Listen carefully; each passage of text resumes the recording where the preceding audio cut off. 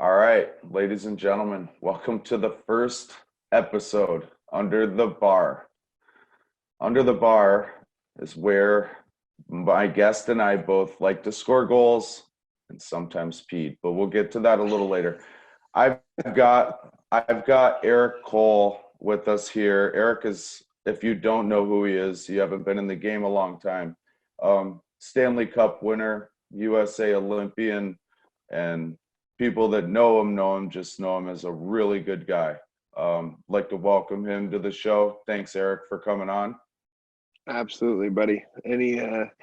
Anything I can do to help. Hopefully, I can be a repeat guest at some point. But honored to be the first. Of course, it was honestly, it was a no-brainer. This is, when I got back into the game and coaching, um, after years of getting able to kind of think about all the mistakes and stuff, like crazy things that I did, and for me, going through like a lot of personal things in my career, talking about it and giving kind of back and seeing kids that I recognize might be in certain situations. Like, it's kind of why I got back in it, and why I wanted to do this was like, we've all gone through some crazy things, and to get to the top at something you love is a really, really hard thing to do. And, to have the chance to kind of pick your brain and give back to the kids and maybe tell them what we did right, what we did wrong, um, share a few giggles along the way. But I'd really kind of just, if you would, give us a quick, where you grew up, started playing, like the early years, and kind of we'll go from there. And then as we get a little older, we'll start breaking down and getting into, some feelings and decisions and stuff like that. But, if you could kind of just get the ball rolling on where you grew up and lead us off. Yeah. So as you know, I'm from a small town in northern New York, central New York, Oswego, New York.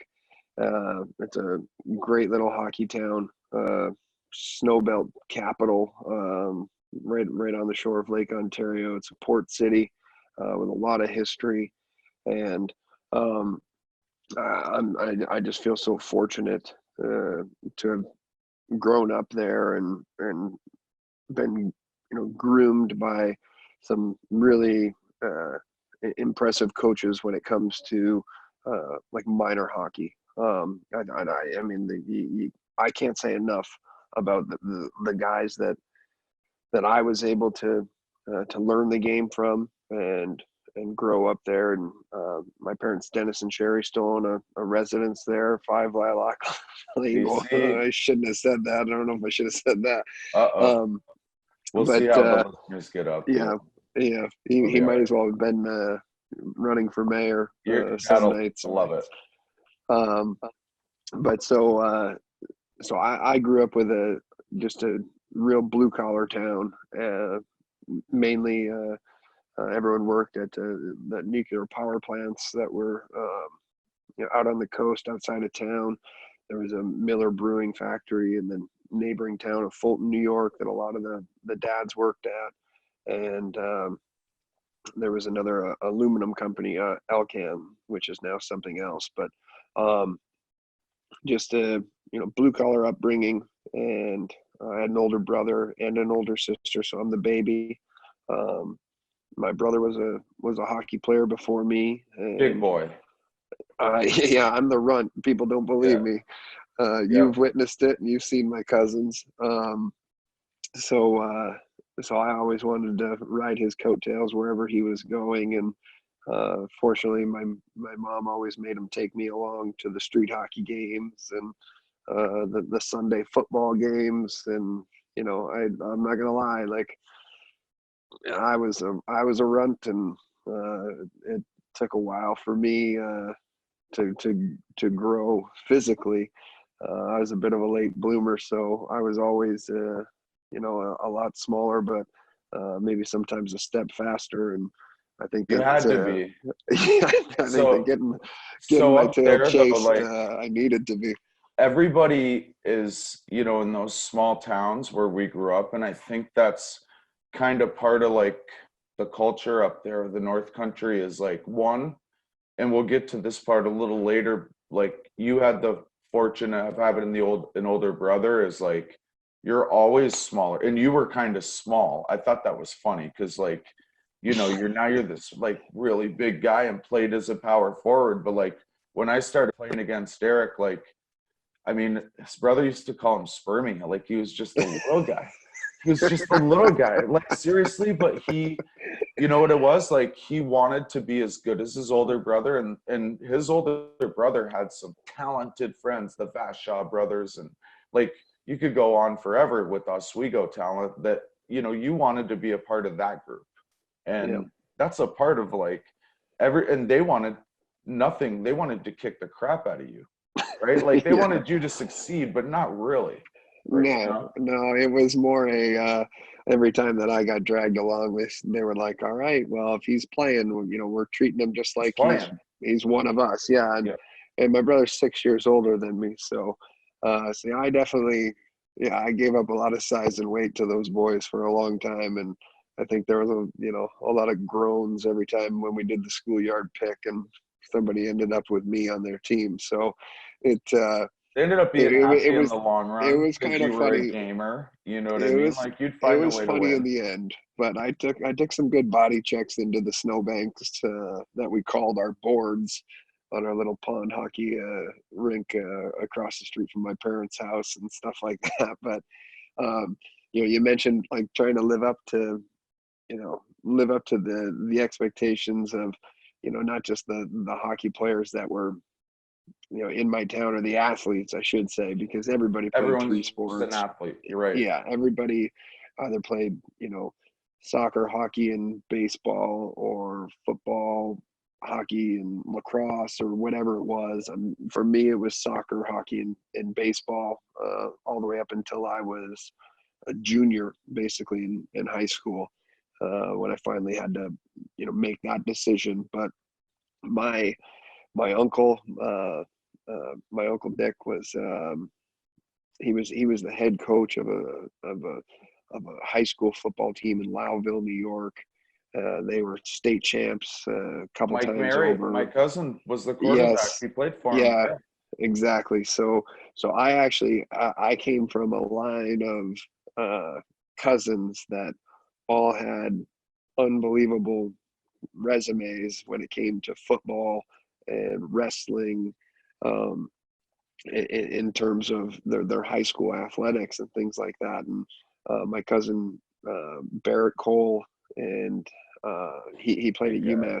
UMass Amherst. Yeah, big guy.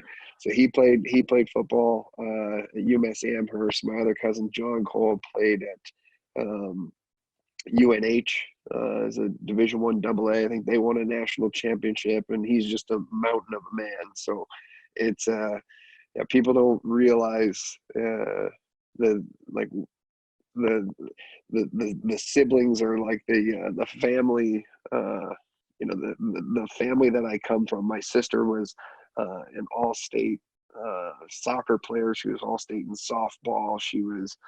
Um, she was like female athlete of the year her senior year of high school.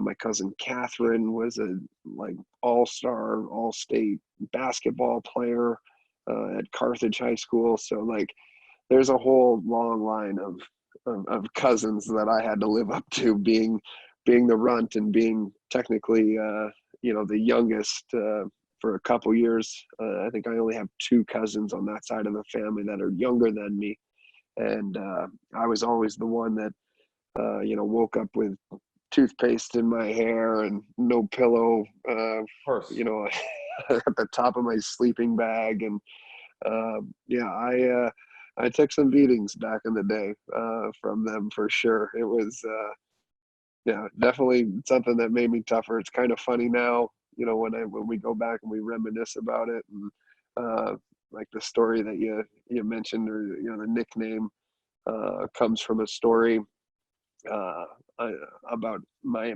eldest cousin, who it was like an spring Easter weekend, and we were all at my uncle's house, and uh, I had to go in a truck ride, mainly to stopped bugging my mom about when the Easter egg hunt was going to be. And so my two cousins took me down the road, and I used to be a little runt, and I had the brush cut in the summers, and I stayed outside and played baseball one day for 8 hours and turned into a straight up towhead. It was just like bleach white up there. And so my two cousins came up with my nickname of Spermy, and they, made sure that I was proud enough to walk right into the kitchen and say it to my mom, which in turn Sherry chased them out. Yeah. No, Okay. she didn't. I figured for even saying Spermy, your mom would slap you at that age. Like, No, I love your mom. Sherry knew exactly where it was coming from, and she just sent the evil glare that you've seen. We talked about like all the talent that we grew up around.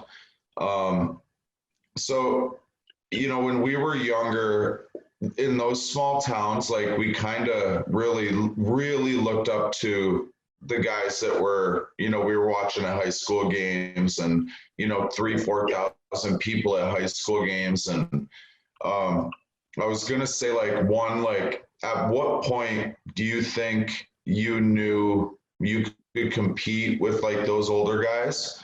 And do you think it was do you think, like, for me playing with the older guys, I got way better, but picked up, like, as a young guy, maybe grew up a little bit too fast. You know what I mean? Yeah, I think that was probably one of the best decisions that I made coming up through was my freshman year of high school. I didn't like the senior class very much of guys that were hockey players. Like, not that I didn't like them, but they always, they weren't friends of mine, and they certainly didn't view me as a peer or anything like that. And I had a sister, Allison, who was a senior that year, and so it was her classmates and everything. And at the time, the age groups obviously were a little different back then than they are now. Like, so I had the option to be a second year bantam and play like kind of like a dual season with my high school team, or I could just solely focus on playing, what would we play, like 60 games or whatever, for Oswego minor hockey, the B organization that we were.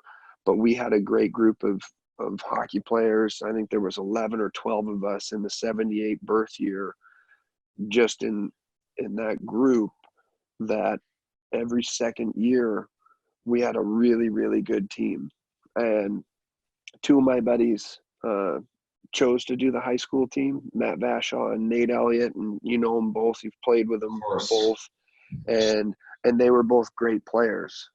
Matty was a excellent skater, hard on face-offs, hard on everything, just a great two-way hockey player. And Nate was like an elite defenseman, one of the only guys that could skate with me back in those days. He had powerful first strides and everything. They both went on to play at SUNY Oswego, and had great careers. And and had great careers. Won a championship. Nate actually continued his career out in Indianapolis in the CHL. But like we just had this great group, and I got to the end of the high school tryouts, and I was just like, man, I don't want to be a part of this. Like, I'm good. And so I went to the coach, and who is Pete Sears, who was my 7th grade social studies teacher, and he was on the 1972 United States Olympic team as a goaltender, won a silver medal. And I just said, I said, you know what, like, I'm good. Like, I appreciate you letting me try out, but I'm gonna pass and just play bantam hockey. And I ended up having a great year. I think that Built a that lot was, of confidence. yeah, I think that was the year, because that was the year between like select 15s and select 16s. So when we were in Potsdam for select 15s, I was still really, really undersized, and not that I was that much bigger at 16, but I was a little bit bigger, and I had a lot more confidence in what I was capable of. And that year, and the teams that we played, we played against tough teams. I mean, we played against you guys, and Of course, it the was Red Raiders always are always in the it was mix. always a good battle. So Always. it was it was a season for me that I think I really, really grew. And I kind of, I think at that point, and I had, again, I can't say enough about the direction that I had. So that year it was Dan Ford, guys like Billy Cahill, PK, Paulie Kunzweiler, the head, um, guys that were, assistant coaches. The Caracoli brothers were around a little bit, and I had them when I was a mite, and they were just fresh faced and everything. So there was a lot of guys that in that year I had a lot of support from, and I think my decision to just do the Bantam hockey was probably the best decision that I made. And it and I preach this to my kids, and more importantly to my parents right now. It doesn't matter what letter comes after the team that you play for. What matters is the quality of hockey and competition that you're playing against. What matters is the quality of coaching that you're getting, and how hard the kids are working, and if they're showing the work ethic that you need to be successful in life, whether it's hockey or not. That's the most important thing. I can't stress that enough. And I preach to my parents that I coach their kids all the time, and I think a lot of them didn't believe me until a couple years ago. We were doing one of the showcase tournaments, or maybe a CCM tournament in Detroit, and fortunately Vash was still living in Detroit. So he was living in Detroit, and Nate Elliott was in Detroit with his son for the same tournament.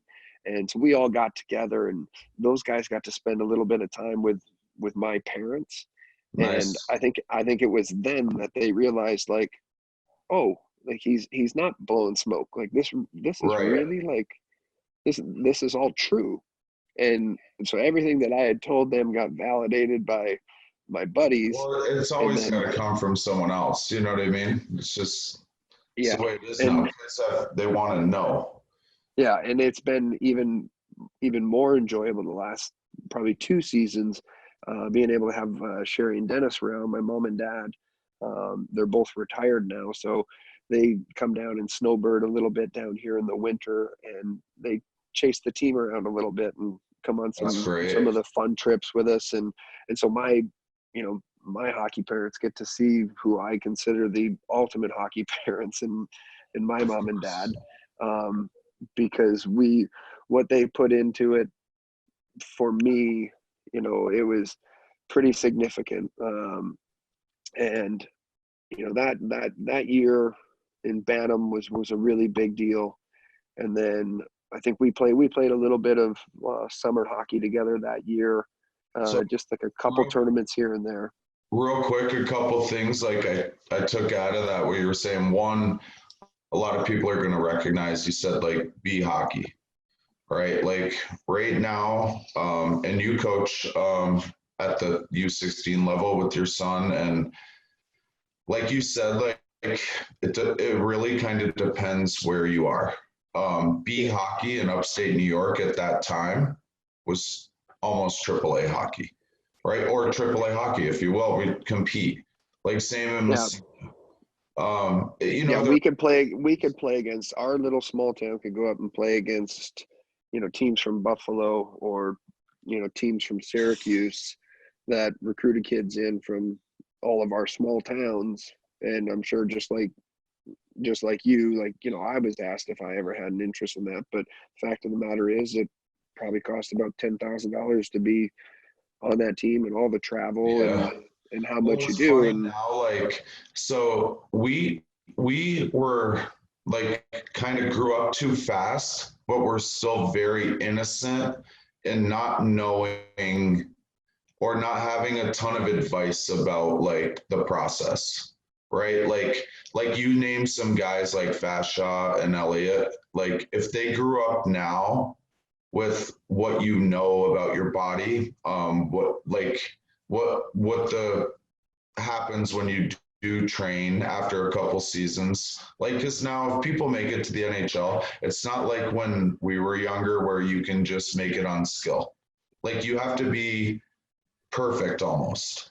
You know what I mean? Or it's just it's different times.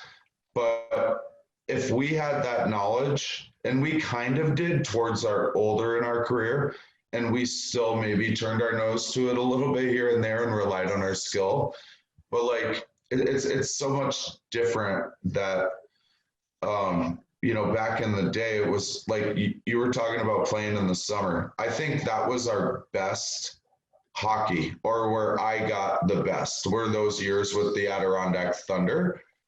And we were just a team of like Gavin Reagan put together this team of kids from the North Country. We had bright yellow jerseys and it just said Thunder. And none of us had the same socks, same pants, same gloves, same helmets. Like it was just, but it was the best players in that area. And still to this day, I think is one of the like pound for pound best teams I've ever been on. yeah, And we, we can kind of get into a little of that summer. Like that was almost, that was when Clarkson started really, well, they were coming at us a little bit at that time when, and we played some really good tournaments, had some really strong teams. yeah, that was, so for me, that was on the heels of me spending just that year playing Bantam hockey, and then going and playing with you guys. And it was a lot of teammates that you knew, and a lot of guys from the North Country, whereas I was the one guy that came from further south. And so I didn't know quite as I didn't know quite as many faces walking into that locker room. And so like I knew like you and Normie, Sean Grant, and like Pete Frigo, and so I knew some of you guys because we grew up in the same birth year, but like a couple of the older guys, and like Kilborn and Garber, those are guys I'd never really grew up playing against. You know what I mean? So there was a little bit of uncertainty for me, especially that first year. You hadn't hit your growth spurt yet, but you were No. still like really I was like still around a lot of points, right? Yeah. Like, but like translating that to that level of hockey and that team that we had was kind of, it was a little bit for me, felt like, I'm sorry, I'm getting a little bit of static here from Irma. She's down here with me. that's all right. And so for me, like I can remember being on that trip, being a little timid. Like I just didn't play with the same confidence at that time.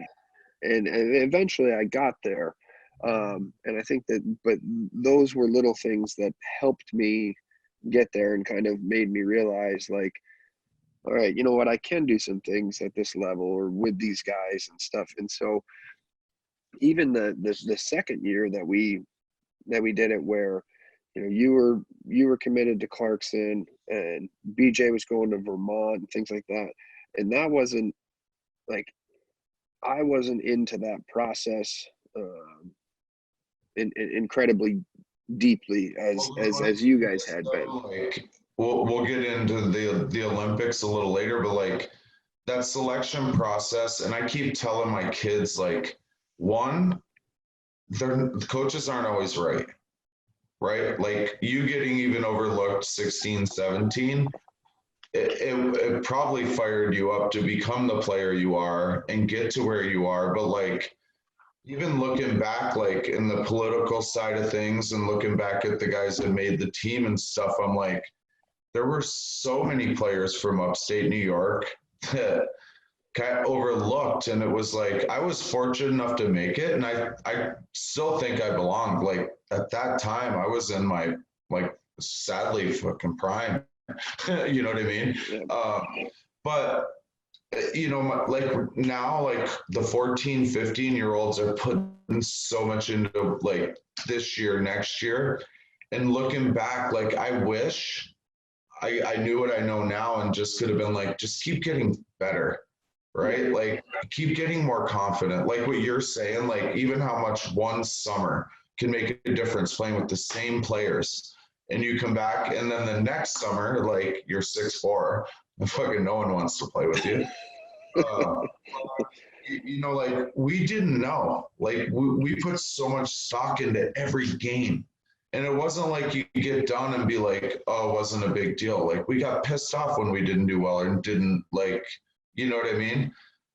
Yeah, I think that a lot of that, like what you're talking about, is, and this is one of the things that I look for in players, and I look for not even just at the level that I'm coaching, but like when I'm even when I'm evaluating NHL players, um, it's compete level. Yeah. Like it's compete level. It's it's being on the ice, and say you're lined up at a face-off, and you can just look over at the other guy and nope, this guy's not getting the better of me tonight. Plain and simple. And it's just it's a desire thing, it's a want thing, and it comes and for me that's how I describe it, and that's how I evaluate. You know, it, especially You can when only fake it for so long, right? Like, I mean, exactly. you can I mean, you only can put on that. I think about almost, how many guys. Think about how many guys we grew up playing with that were really really good players. That like especially you would have a better insight to this than I would. Guys that did make a lot of those select teams, but at the same time, like did they necessarily deserve to be on that team at that time? Maybe, maybe not. always, right? Like, But some things were kind of handed to them, and then at the same time, like I got to be somebody that never made those teams and was never really in that selection process, and so I got to have something in front of me to keep building toward and keep working toward. And I had those competitive instincts and that competitive nature in me from having played against my brother's older friends, and playing sports with my cousins and things like that, and having that competitive nature. you're going to be competitive at tic-tac-toe. You know what I Oh, mean? I'm competitive at everything. I don't You're like to not cheating, lose. you're not trying. And a quick funny story, like when Erik had been drafted with the Hurricanes, and when we were at Clarkson together, he lived in upstate New York. We shared an apartment one summer. He worked for my buddy Heath, installing trees for McLean's nursery. And we had a job. Remember the job at Shania Twain's house? Yeah, Where 100%. yeah, so you can The look black flies were terrible. you can look it up on the internet. She got fined by New York State up near Lake Placid for like digging out grounds that weren't supposed to be, and we had to She go was back moving. in and She was replant moving Earth trees. basically to Yeah. places where she shouldn't. So like it was funny because one, we're in this small town, and we were where I was leading with this was softball. Like, Oh, you guys are still jealous of me. you knew you were playing the NHL. If your agent or coach knew, like he would be diving for like balls in center field.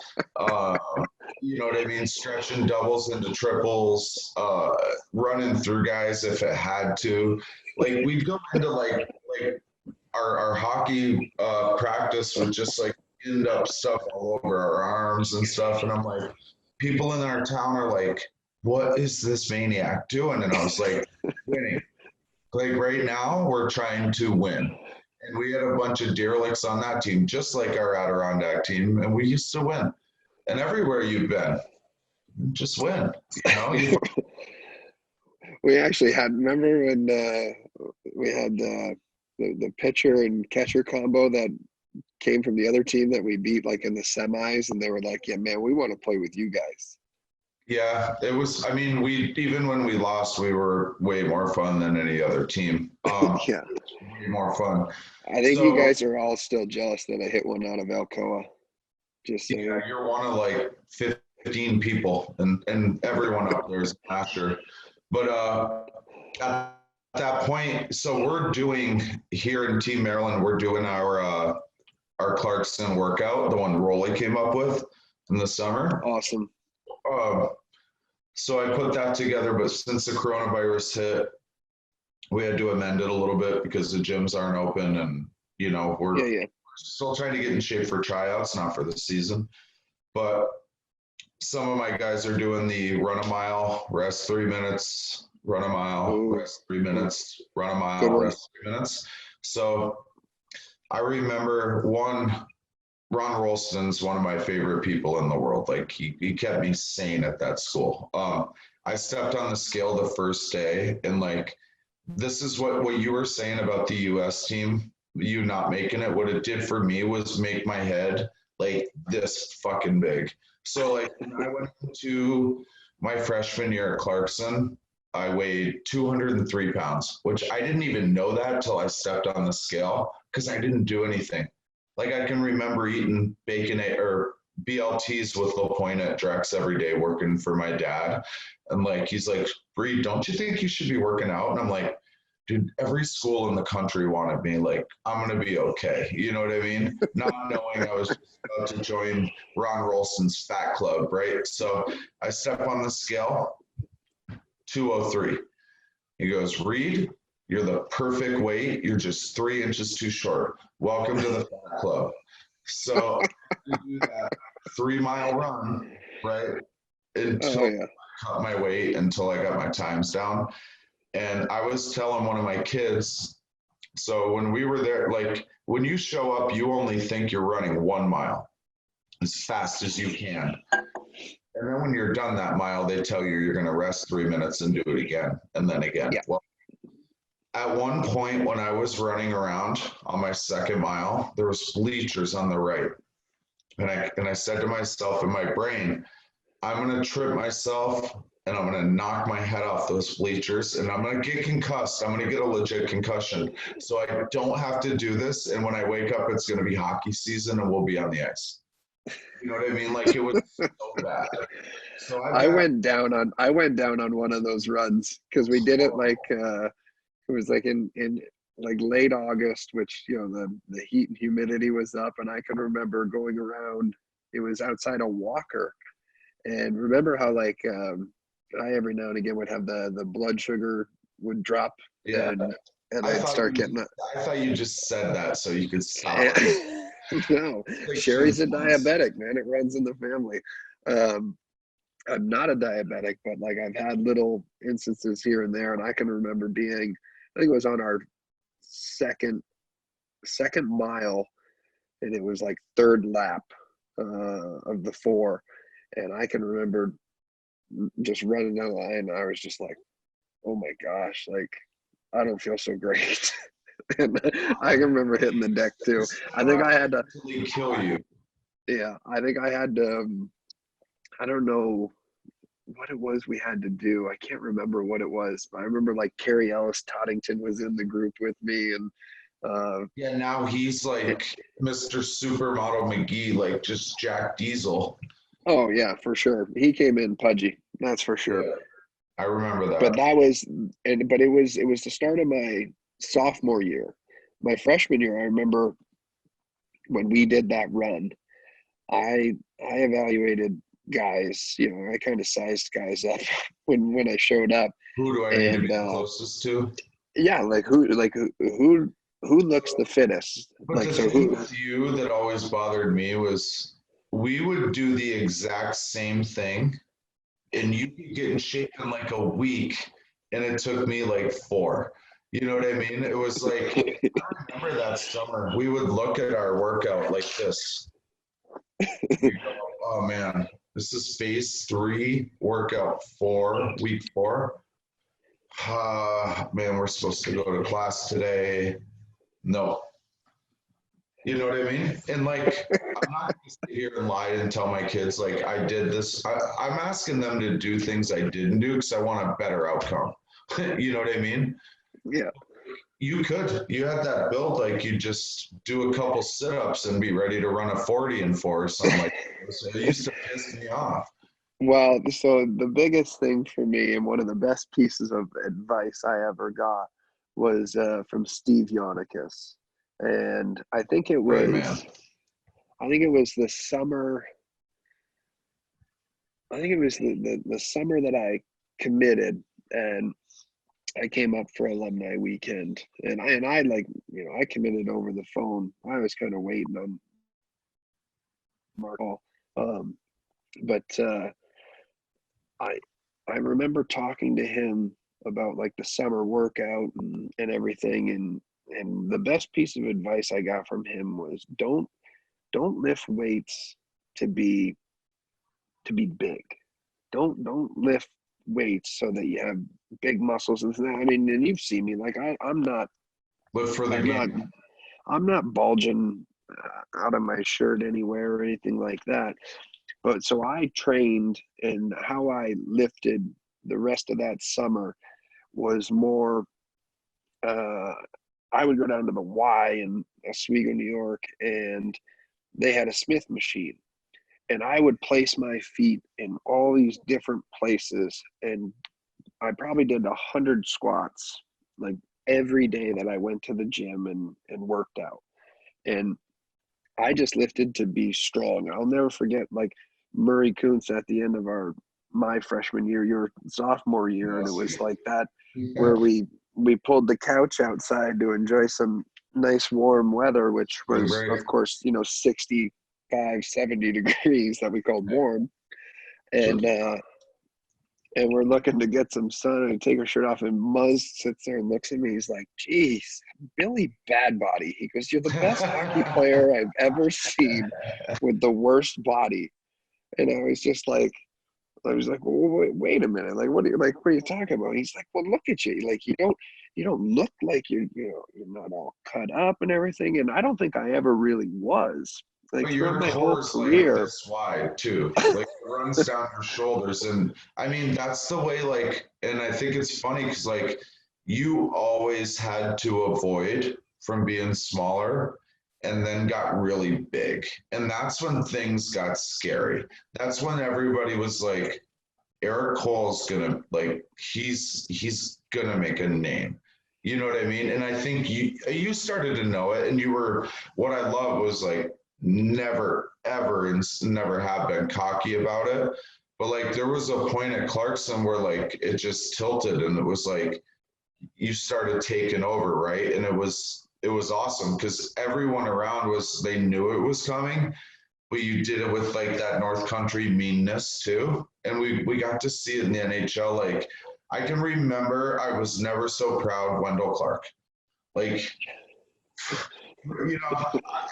dude, like so when we were at Clarkson, we actually had to, Ron Rolston had us pick an NHL player who we simulate. And you had to bring in a card, and you were Brindamore and I was Brindamore because you forgot your, who was the dude from UVA? John LeClaire. You forgot your card. LeClaire. And so it ended up being, we were on the same line at the time. It was like Brindamore, and whoever Kunze was. But, you go from a fan to an NHLer, and for you, it was like within a year and a half, you know what I mean? Like, and Brindamore, funny that you were him, ends up being, teammate in the Cup year. And yeah, actually he was one of the great and many veterans that I had here in this organization that were very, very good to me. And he's, still a great friend, and great guy. Everybody loves him. I mean, I was lucky enough with you one time when I went up to sit down, and we actually played some cards with them, and yeah, it was neat to see. But so I wanted to, you know, when we were at Clarkson, and you started, you know, getting a ton of attention, kind of take us through like how it went getting drafted, you know, with like talking to the teams and how, like, actually, I want to kind of go towards maybe the side of the game that people don't see. I don't want to keep you forever. I know you're, you know, got the family. But I do want them got all the time in the world, buddy. Good, me too. I want I wanted to kind of get into like because everyone always sees the NHL player and they see outside looking in just money and success, right? Like getting to know you and knowing your family and everything. And I do have to tell how you met Emily at some point. Like how you, like that's my favorite story. But you know, in those years when you know you started getting a ton of attention, like just you know coming from a small town, like one, it is really nice because you were deserving of it and there was a lot of other people getting it, right? And it was your time. But like kind of take us through like the draft era and you know going through that type of thing.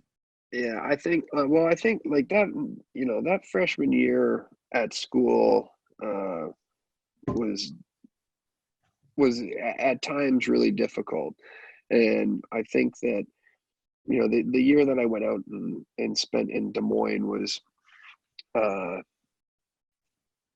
you know, I had said earlier about, you know, sticking with playing just Bantam hockey.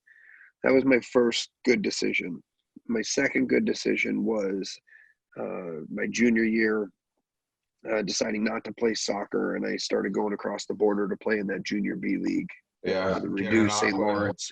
And I went and played in GAN, and that confidence for me that year playing in GAN. So I started, you know, September something, and how old Dennis were you? and I 14, 15? I was 16. I was 16 when I started there. So I was 16 when I started there. I was going to turn 17 that November. And I can remember it was Dan Ford that went up there because he had done some research about how guys from your neck of the woods in Potsdam, you know, Canton, Messina, Ogdensburg, we used to go across the border and play in that league. We were going up to Charlotte. Yeah. And yeah, I remember the trip to Charlotte. That's a whole other 45-minute discussion, that league, right? Like walking into that league as a 16-year-old kid from the States. It was crazy. I was a junior in high school. The captain of my team was 21 years old, Reg Bertrand. He was married and had a kid. I had biology test on Monday. Did he like it was between periods? I don't think so. There were guys on your team that did, though, weren't there? 100%. Definitely were guys on Charlotte.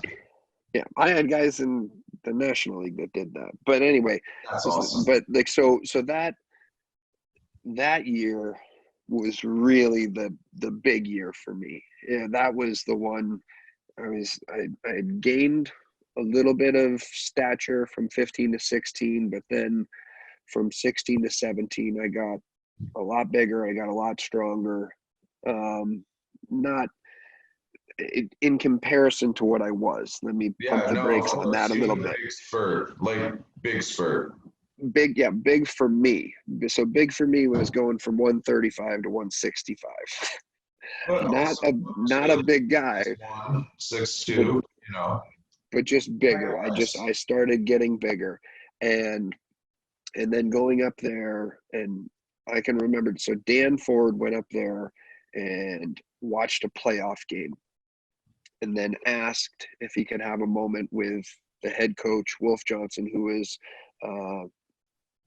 he was also the GM. So Danny pulls Wolf aside and says, "Hey, I've got this American kid that is going to come try out for you next year."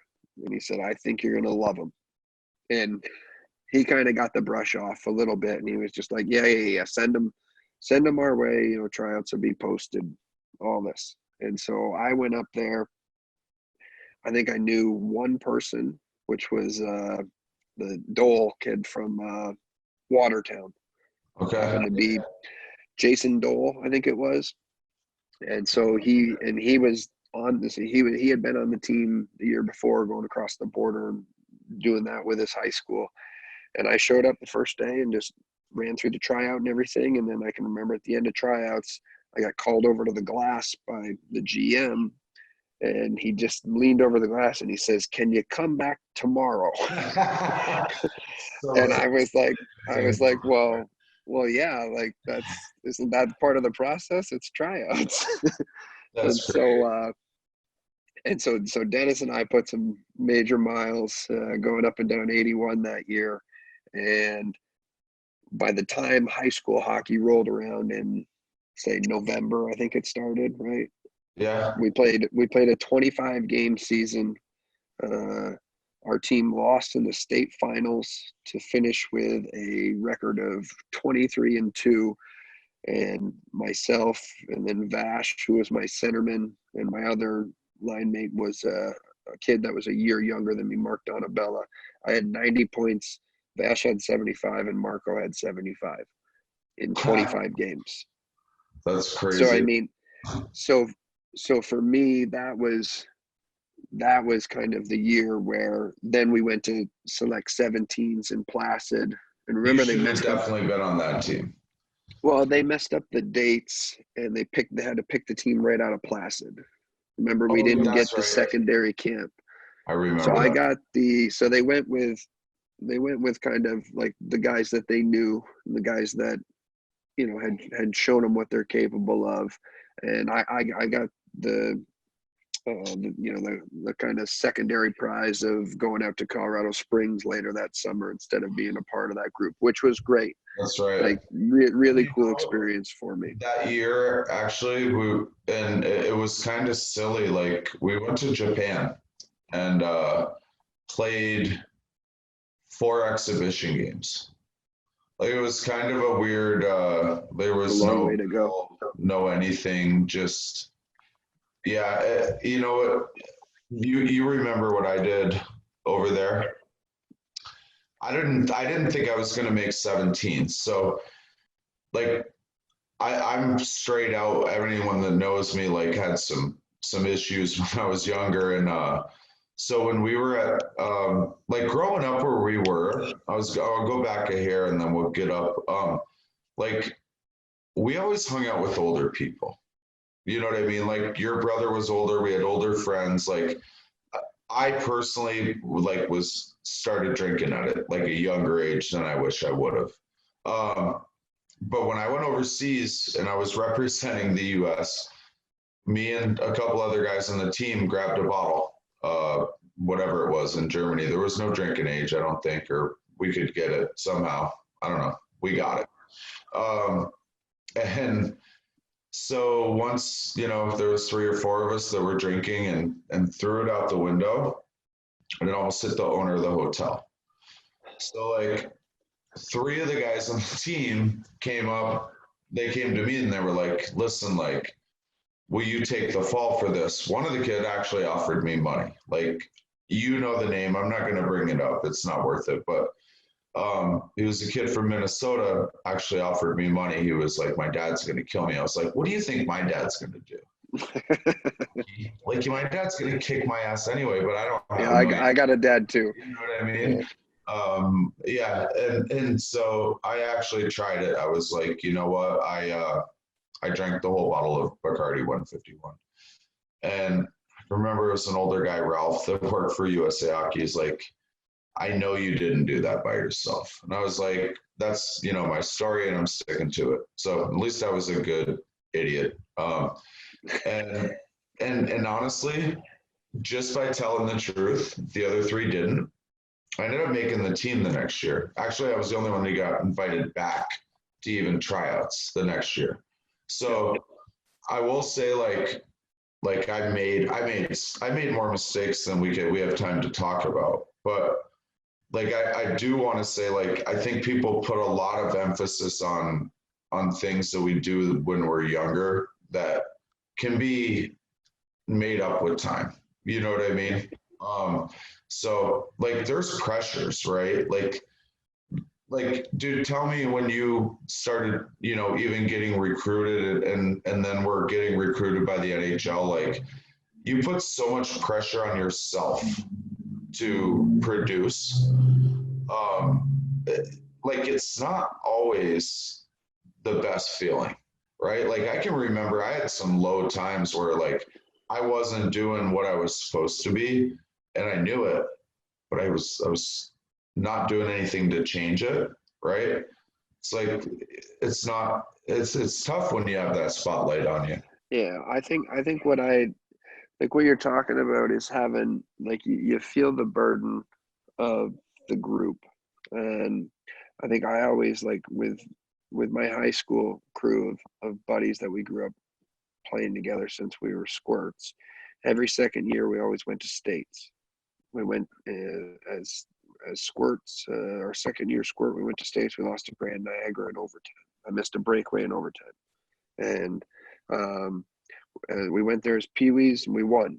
We won states. It was hosted in Oswego. Played really well. Vash actually carried us through states, and then as Bantams, we rolled over everybody in Whitestown for the state tournament. We got to the state final and played against a team that we already beat in the round robin, and we lost to them like 6-4. And I wore those like so bad. Right. And then again in high school, my junior year, we lose 4-3 to Greece was the team that we'd never seen them before or anything like that, and we lose to them in the state final 4-3, and it's just like you wear it around your neck like an anchor because you're just like, man, you felt like you let the group down. There wasn't. I mean, I scored 49 goals that year. I couldn't have gotten to 50. What the Yeah. heck?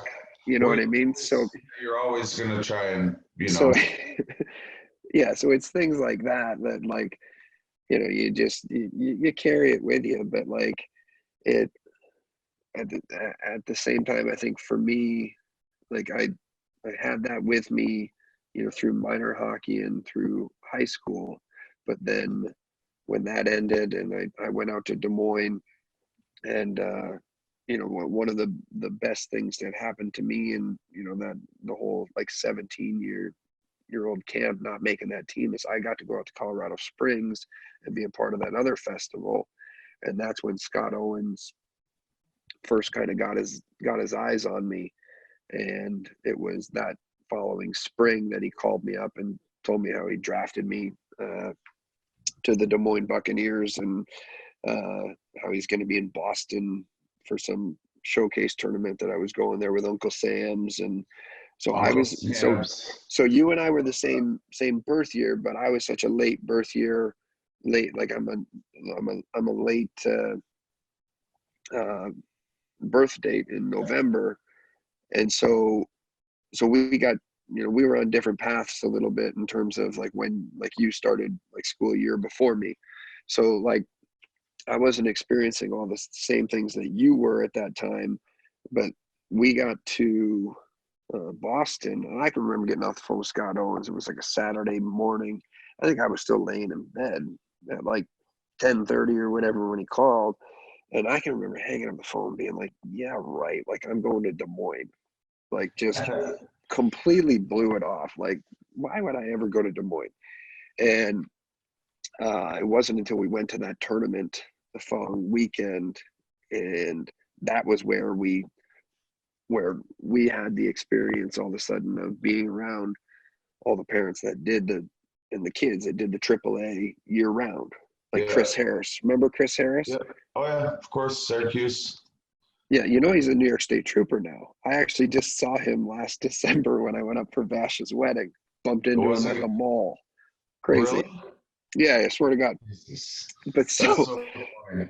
so anyway, so like it was kind of his mom and dad talking to my mom and dad when Scott Owens, had called me and told me he wanted to go out and have breakfast that next weekend, and then he actually showed up at the hotel to take me out for breakfast. They were like, "Do you know who that is? Do you know?" Like, and they started explaining it to my parents, like, "Oh, you can't you can't pass up this opportunity. Right. And then it was only then that we actually took it serious and actually decided to take a look at it. The USHL at the time was still what it is now, but not a guarantee, like such a guarantee, unless you type of thing, right? I mean, well, the first year that I got there, which was Peter Frigo there? Yeah, and Frigo had been there the year before. Right. Okay. And so it was 96, 97.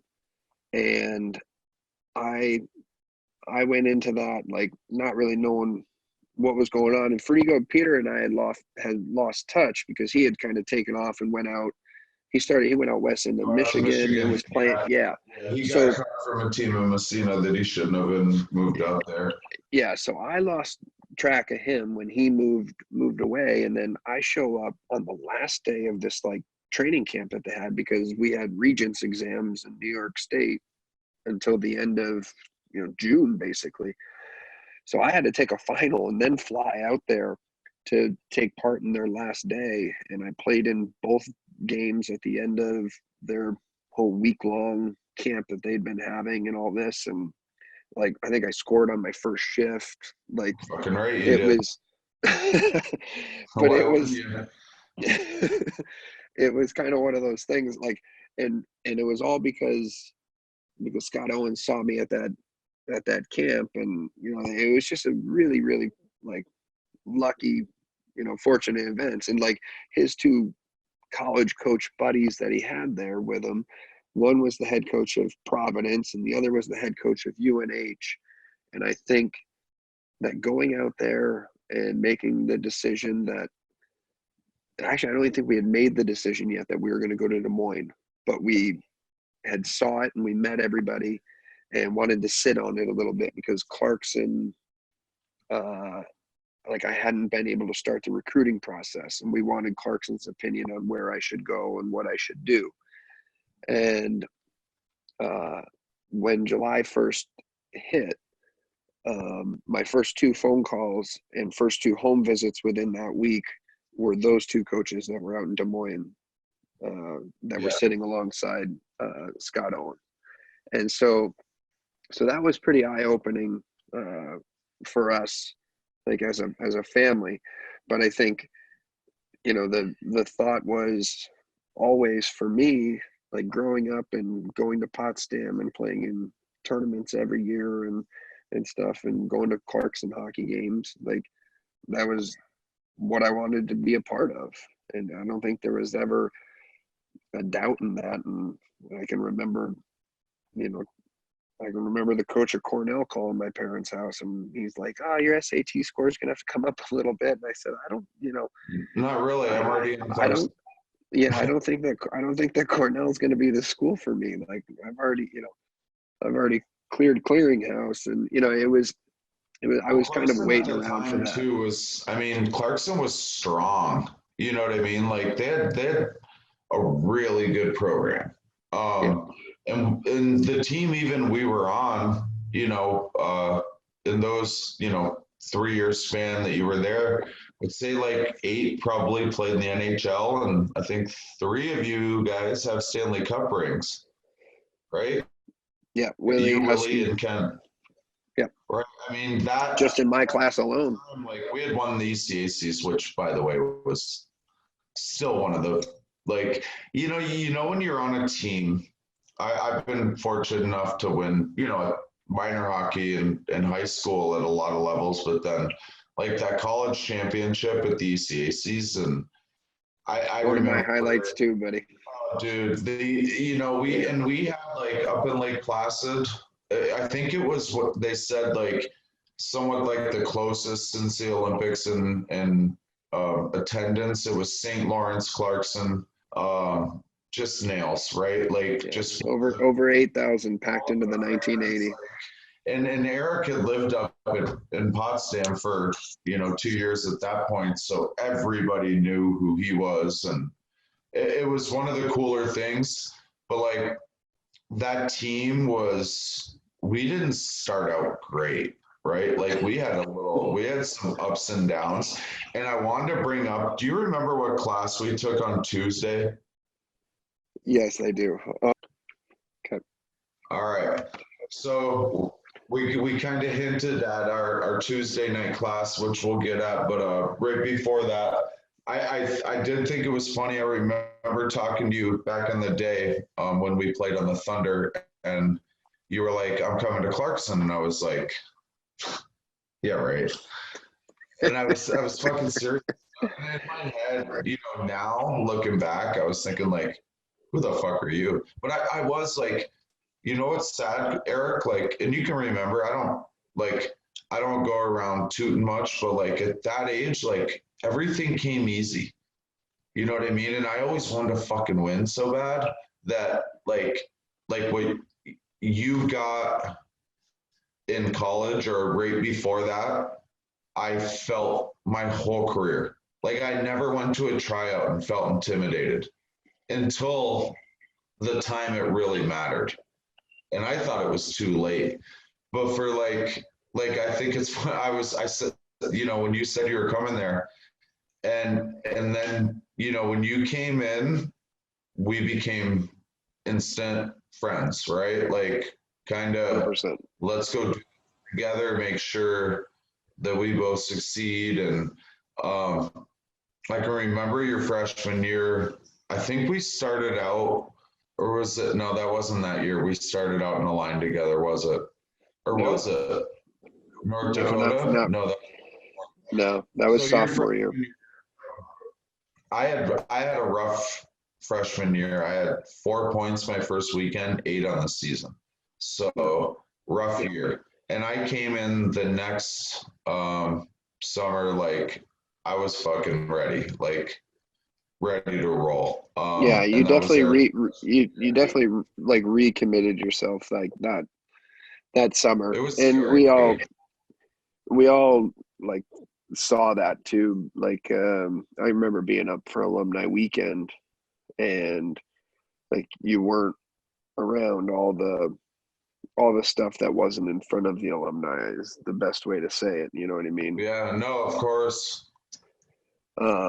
So like I can remember coming in. I remember I had to come in for a workout in the spring when you guys were doing your spring workouts and they wanted to have Whitey come talk to me and everything. Yeah. And that was when I had one of my low blood sugar moments like during the workout with you guys.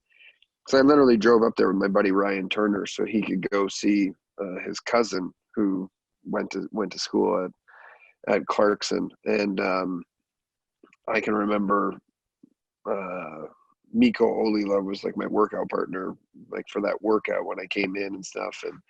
And the finish flash was like 160 pounds, and he could do lean, bounding, hopping, skipping, jumping. Yeah, he was a legit 6'3", 6'4", lean as can be, 4% body fat. Absolutely, like he might still be 4%. Yeah, Probably. I saw him at a Kogo recently, and man, he hasn't changed a bit. Looks the same. But so I can remember like coming in. So for me, like I was coming off of that year in Des Moines was, so that was like kind of my next step where, like Mark hadn't really seen me play all that much. Mark committed me on the word of Gavin Reagan. I sat right in the room, and it was the alumni weekend before I think it was before my junior year, or no, it would have been after my junior year. Because you guys had a strong class, right? Like you guys had a yeah class too. Well, yeah. So our group coming in was ridiculous, but so I can remember being there, and it was alumni weekend, and I had verbally committed over the phone, but not like I hadn't signed my letter of intent or anything, or I hadn't seen Mark face to face or anything like that until that alumni weekend. And I can remember Gavin was down in the coaches room. Remember like the old dungeon coaches room. It's all redone now, obviously, but so we were sitting in there, and Mark even said that, he said, Gavin said to Mark, if you don't take this guy, you're crazy. If you don't offer this kid a full scholarship, like, you're crazy. And I didn't, and yeah, and so I owe a lot to Gavin in that regard. And I know, like, I never played like particularly well, like especially that first year with the Adirondack Thunder, but like Gavin saw something that, Yeah, like, we all did. That's the other thing, though. Like, anyone that got the chance to play with you saw it. Like, Mark just didn't get to see you enough.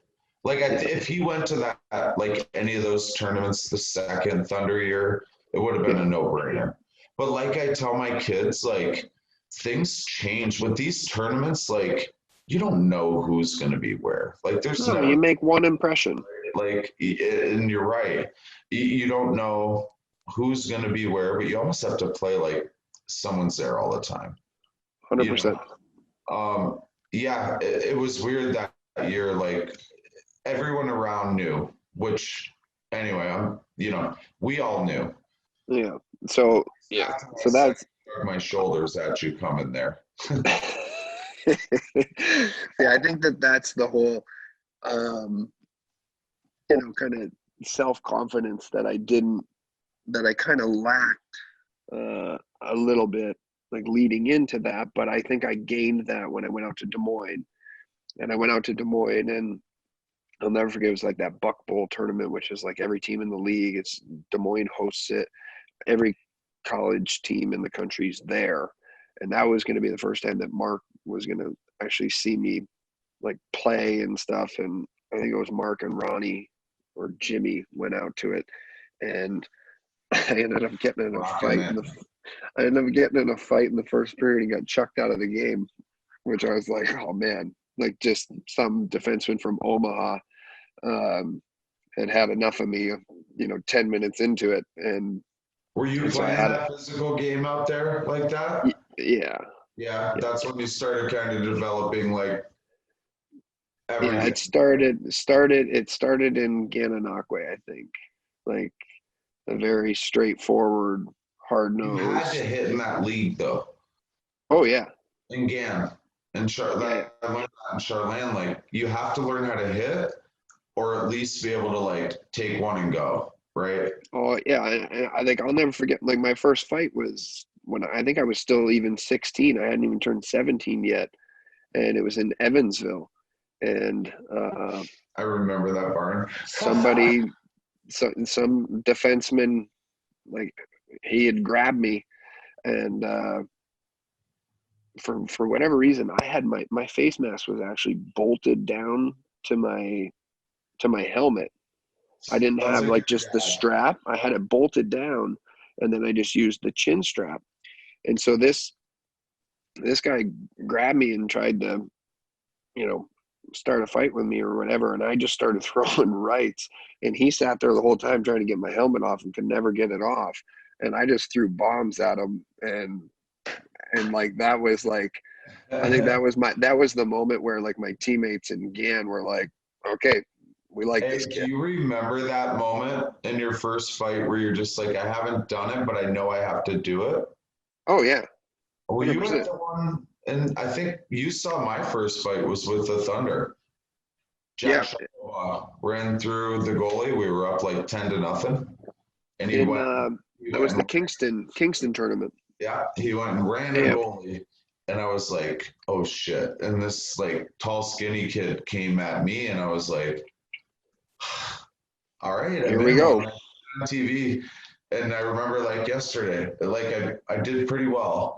And John Hoos with his big eyes come up to me after the game, and he's like, Peter, how did you know what to do? And I was like, fucking young blood. I don't know. You know what I mean? Yeah, I didn't. I just figured that would work, you know? Yeah, But it was scary. Like, so I wanted to say, like, you were coming into freshman year, speaking of fighting, the only guy I've ever known to send in a fight tape to a college to get recruited. So Willie was in Erik's freshman class year coming in. And My roommate, he's Bella's campus, godfather. they put these two together. It was just like, and honestly, like this is where everyone could say, like every single one of you guys on Clarkson was like, my job's in trouble. You know what I mean? Like these two are going. And it was like we knew Willie was there to go here. And Yeah. Erik was on this. They put him with him for a reason.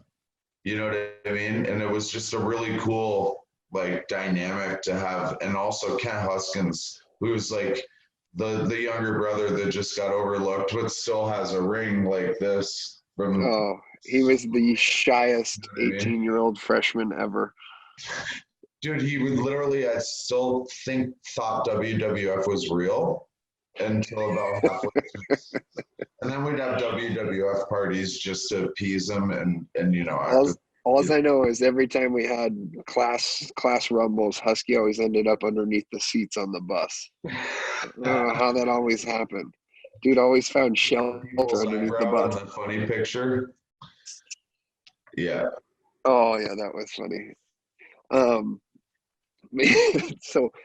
So that experience in Des Moines, I think I came into Clarkson with probably more confidence than I needed to. Like I was just, it was a good thing for our team. I was real like you guys. Like we I needed was a freshman group. But I came in expecting to do what I did in Des Moines, where I went into Des Moines as a first year player there, rookie, and like nearly missed out on being rookie of the year in that league. It was Carl Gehring, the goaltender from North Dakota, that beat me out by like a vote or something like that. But I had a really, really strong year there. And that was the year for me that was like, okay, like when we were playing all these different teams, and even my team in particular, at one point we went on like a 19-1 run. Like Scott Clemenson, our starting goalie got hurt. BC, right? Scott Clemenson. Jamie Platt got hurt, who was going to Lake Superior State, Jamie already Platt. committed. Platt got hurt. So Platter got hurt. Clemmer came in, and we went on a run.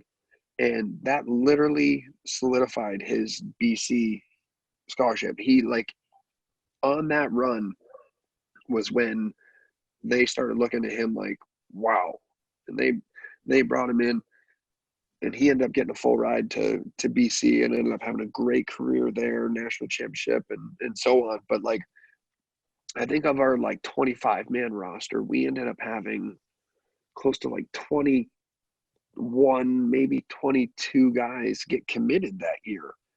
And so that, like, so for me, I was like, I felt like I was like, man, like I'm in the right place. Like I'm in the league that all these guys are going to college. I'm playing against these guys all through college.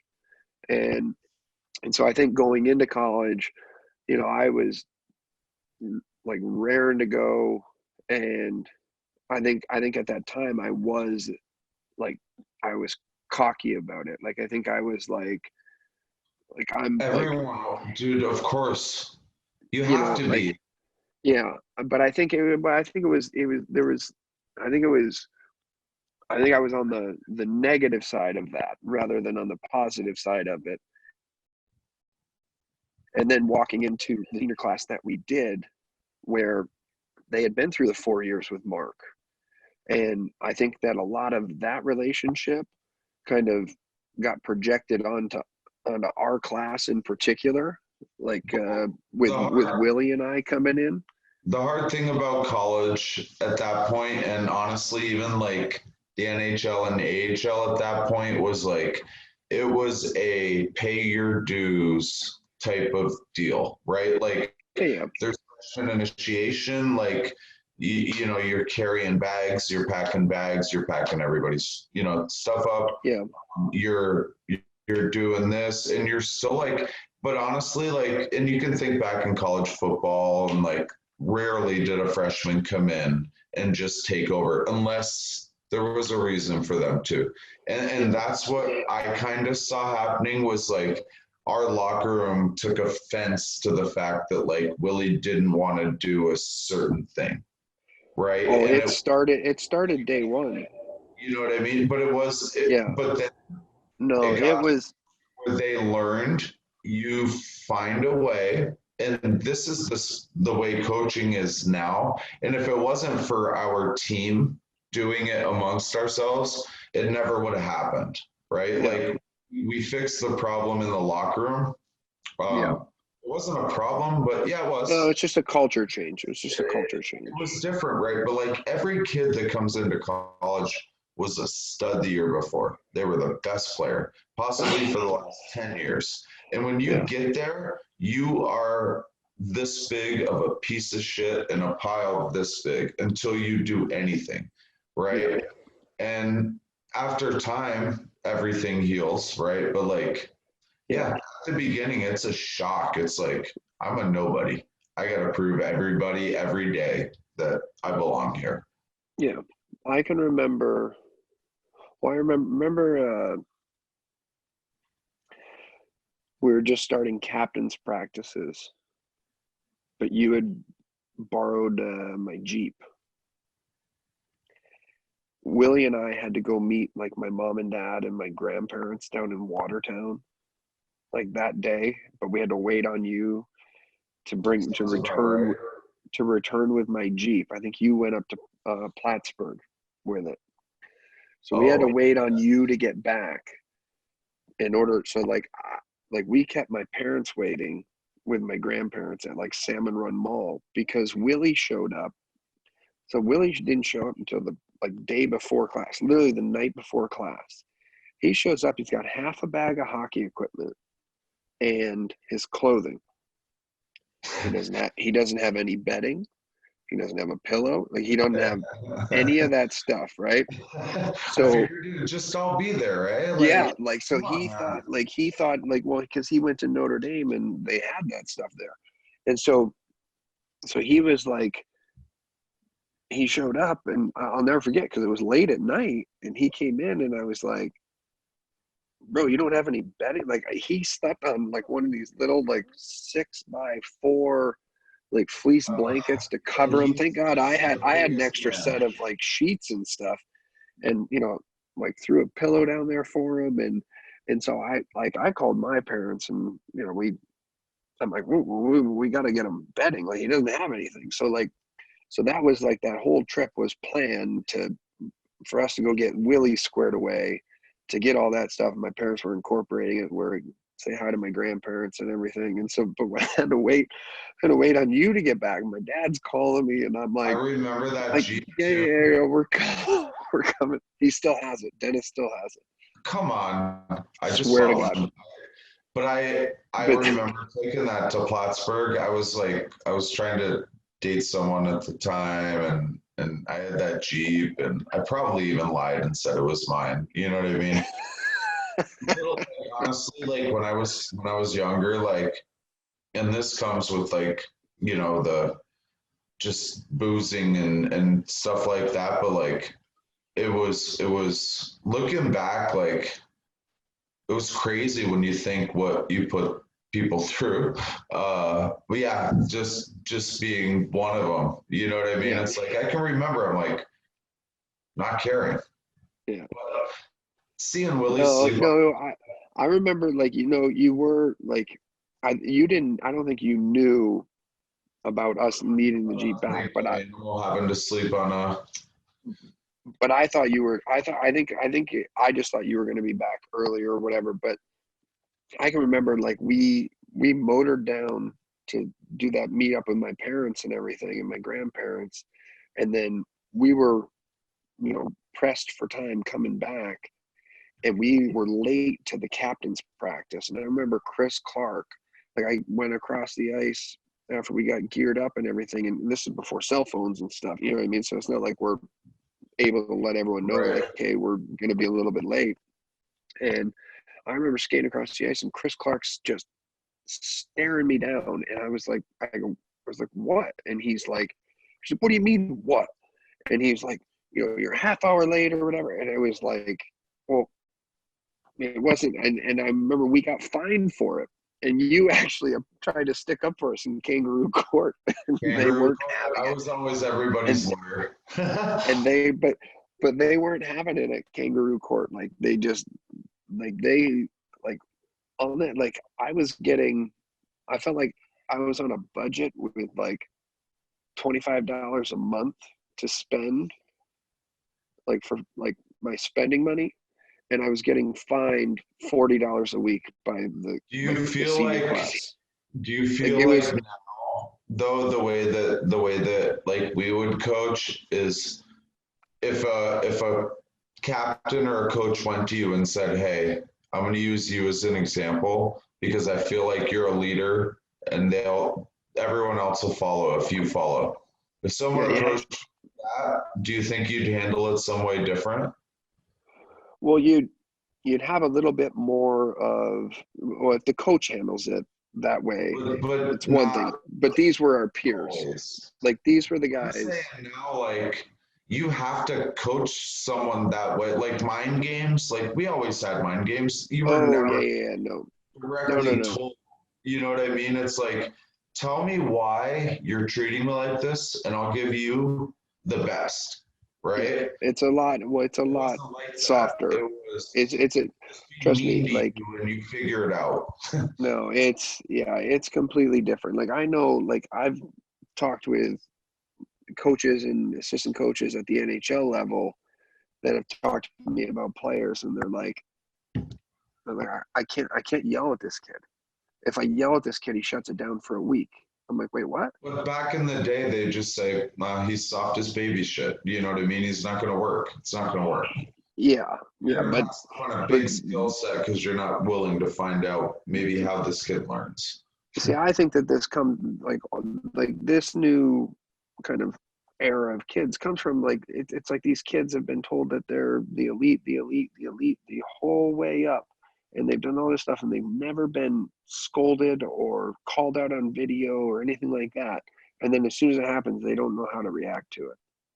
Well, They're dude, think they're about they're it though. literally professional athletes, and they don't know how to take When criticism. when we were freshmen in college, like getting video, I Oh hate man, when my number came up. I was just like my heart dropped. I'm like, oh, you felt so bad. Yeah. me, this isn't positive. You know what I Yeah, mean? so I've got stories about all that stuff, like in like the like The psychology side, yeah, it's like how nuts. how it all happens, like in like what effect it can have on you. But I can remember that like at the start of that freshman year, that like that senior class, I can remember a practice where we were working on special teams, and we came off the ice from like a power play shift, and we're bitching on the bench and bickering back and forth about it. And one of the seniors is yelling at us, telling us, to, basically shut up, like piss off. It's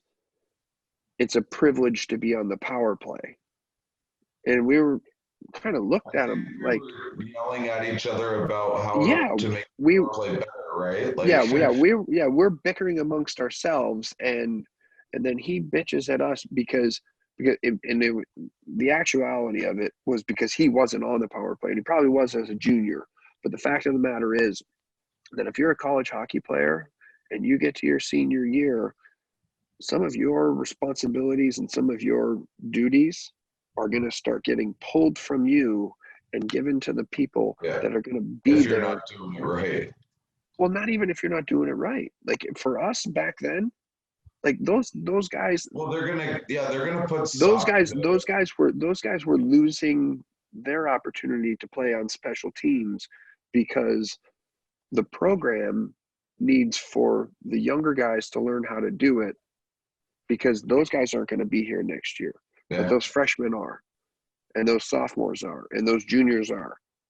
Well, we And the had one, we definitely had two assistants that were like geared for our if it didn't work that next year. You know what I mean? Like they had a good idea of like this is what we need to have to win, yeah, yeah. right? But like I remember that like the freshman year, like I thought it was gonna be so much fun and great and everything. And It was it a was lot of almost like, bickering. it's almost like I wish that I would have had the option to go play Bantam, for my freshman year rather than, and just forego my freshman year kind of thing. But like, Yeah. it like the, the night, but it was still preseason or whatever. And I was going to go back home for the weekend. My buddy Vash had gone out to Des Moines, and then he was going to get traded. And he was going to get traded to like Sioux City or something like that. And he's like, no, I'm not taking the trade. I'm going back home. And so he was driving back home. And so I was going to go meet him in Oswego after our captain's practice on Friday. And then I got told, like, well, you can't go anywhere. Like, no, we have a social and you have to be at this social. And I was like, well, what are you Wasn't this talking about? social at like one of our like townhouses, or not even? No, it was at some sorority house. Oh, And one we had where to, we steal the pictures off the walls or something like that. And I don't know if that ever took place. I never participated in I may that. But have. anyway, but so it was a social with, like, it was a team social with some sorority. And I was like, well, like, okay, well, whatever, fine. Like, I won't leave right after practice. I said, but like I'm going that night. So like, you know what I mean? Like, I'm not like, I'm not drinking. I'm not like, whatever. Like, I'm out of This there was that just night. I'm like not staying there. a couple months And before the draft too, right? Like maybe oh, 3 well, months. yeah, this is my draft year. And Yeah. so I end up going to the party. We had to come up with a song. I think we sang like the Sesame Street theme song. I had to bring all the freshman class to my room, and we had to like choreograph it and work on it and everything. Our And song was "Hanging Tough," if it makes you feel any better, from the New Kids on the Block. We're yeah, rough, rough, rough. I don't remember it. I don't remember it. I'm just kidding. I was the lead guy in it. You know how I like to go. you were the Wahlberg of Hanging it. tough. Listen up, everybody. If you want to take, no, I don't know the words. All right, keep going. That's disturbing that you. I do know him. I know him. I had to do it like so many times in front of a crowd, the American flag over me. Oh yeah. Now that makes a little bit more sense because I remember we had to redo We that did it again. like 10 times a year. Yeah, it was something stupid like that. But so I like that night, like I can remember like having to participate in the drinking and stuff Drinking and everything. And everybody and knew so that you yeah, had. and so but so I left the party at like 10 o'clock, went back to my room, packed up, crushed waters until midnight. And I'm like, all right, I got a 2 hour and 15-minute drive back to Oswego. Like, I'm good.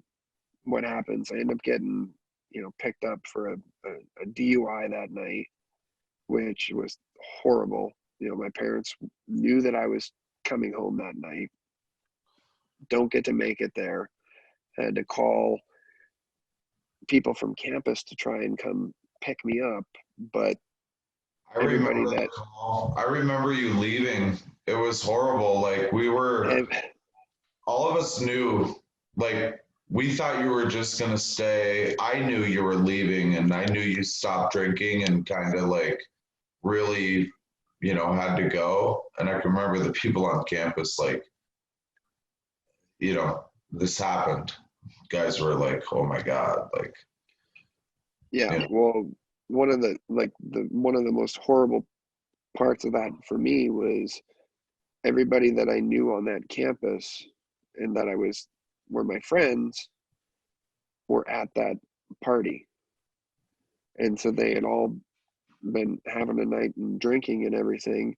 And so I couldn't get a hold of anybody to come pick me up to drive me back to campus. And I can remember calling my room and Willie Mitchell literally like not believing the deputy. Like he's, fuck you, like no way, like thought it was like a hoax. And I'm like, oh man, I'm screwed. I'm staying here tonight. fortunately, a couple friends that I'd made on like the first like couple weeks being on school were awake, and one of them had a car, and they came and got me, which was the nicest thing ever.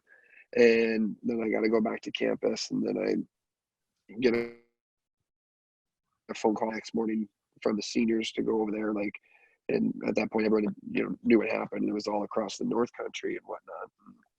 I had put a phone call into coach to be able to tell him, and it wasn't until later that night I get a phone call from him, and he just says, Erik, I know, be in my office at 7 a.m. for a meeting, and then I'm getting suspended. So I miss out on the icebreaker tournament, like out in like Wisconsin, where this is supposed to be like my college debut, leading into my draft year, and like I'm going to be nowhere to be found. And of course they're everyone's asking, and coach has got no problem telling them what happened. And so I can remember like for the next like several months, like, because you're a big part of it too, where we kind of stood our ground against like being completely involved in like the social side of being at college. I can remember. I couldn't handle it. I mean, I couldn't, like I was the type that as much as I wanted to be the best hockey player, I wanted to be the best drinker, and it just got to the point, like, it was, lives are involved, Ask me, like, okay, so like, I hope you remember this. We did another like social or function or whatever with the girls soccer team, and you and I went in on like a 6-pack of Old Duels together. I remember. So we could sit and like sip Old Duels, and so it comes about where the freshmen have to get up and sing their song, and so we get up there and sing their song, and then one of our seniors was like, all right, now pound your beers. And so the freshmen are all pounding their beers, and he looks at me and he's like, what are you doing? I'm like, what do you mean? He's like, well, pound your beer. I'm like, it's O'Doul's. Like, we just like, Reader and I just trouble. Reader, like we're not drinking. Like Reader and I just paid, $6 a piece more than you did for to that. be able to have this. And he's like, yeah, so, and literally made me like pound a bottle of like O'Doul's, like standing there. I was like, that's your best chance of catching a buzz, I guess, from drinking an O'Doul's. But I was like, thanks. And I think for me, like, that was kind of where I was just like, what the heck's going on around here? Like, it was just, it wasn't, it wasn't great. Like, it wasn't a great atmosphere, or it wasn't a great culture, like, around our team that year. And I can remember, like, just getting, like, I used to get fined, like, all the time, basically.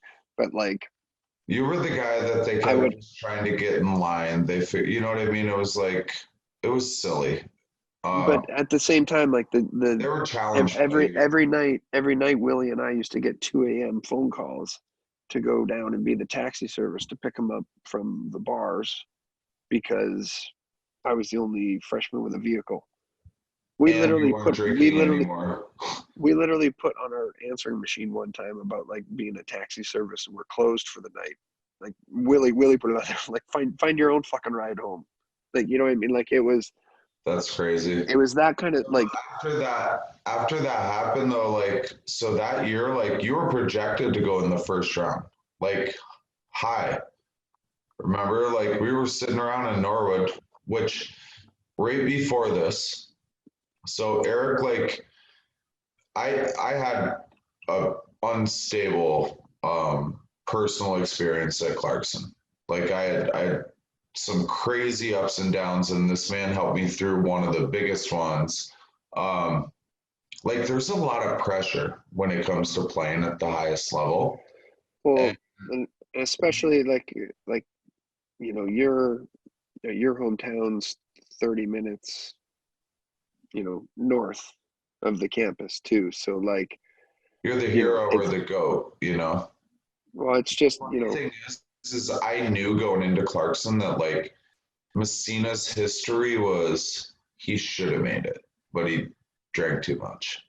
Like my heroes, you know what I mean? And I ended up becoming that guy. And I saw it kind of happening.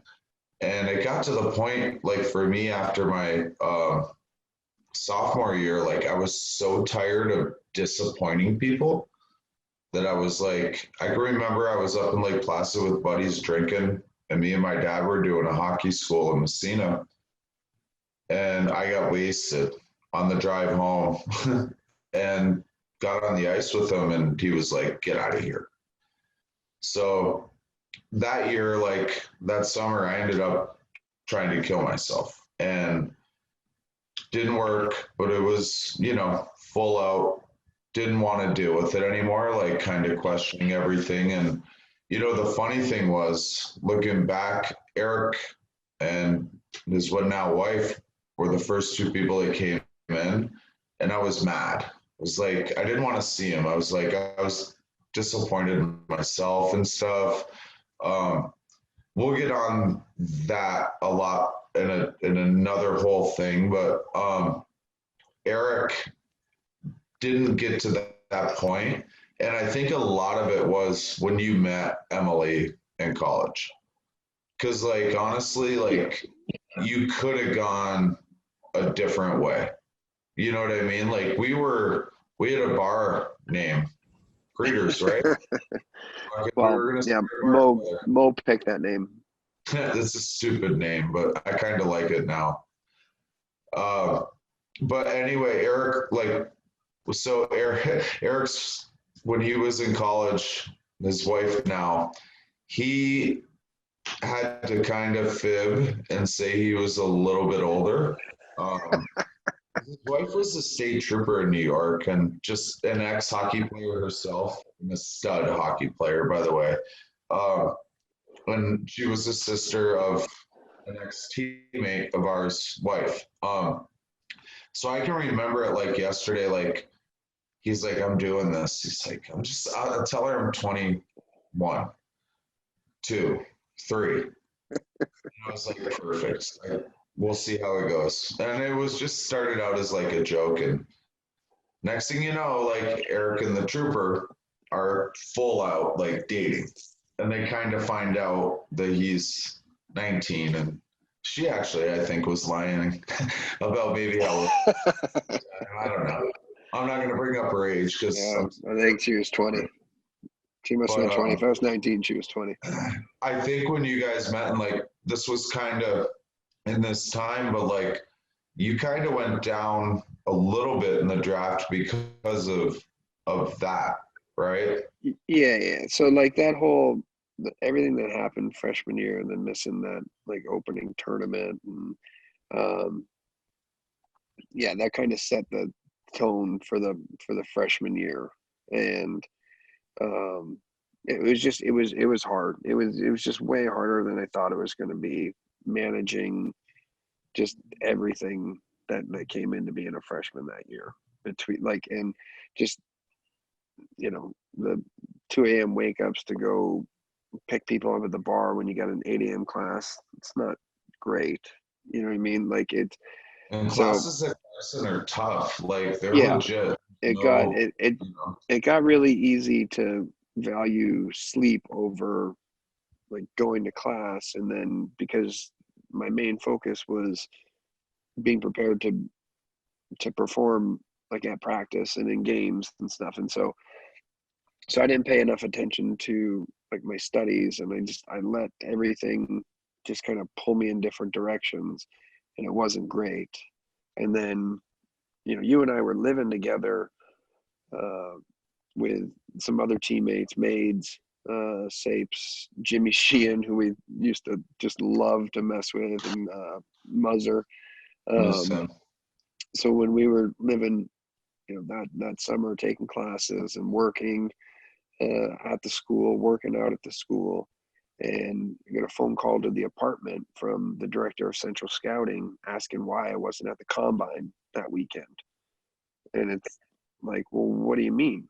Like, I don't like, it's not like I got any kind of formal invite. My dad right now is working 12-hour shifts 7 days a week during an outage at the nuclear plant. And I'm up at Clarkson taking classes and working and doing all this stuff. Like, you guys don't make it easy for college athletes to go to this. It was different I was, then. yeah, I was like, how, like, I was like, listen, I said, I'm up here every day working out. If some scout wants to come see me work out, by all means, like, tell them to stop by. I was like, I don't have time for this and I don't have the money for it. Whereas the major junior players, their agent pays the way and they get to go and be a part of it all.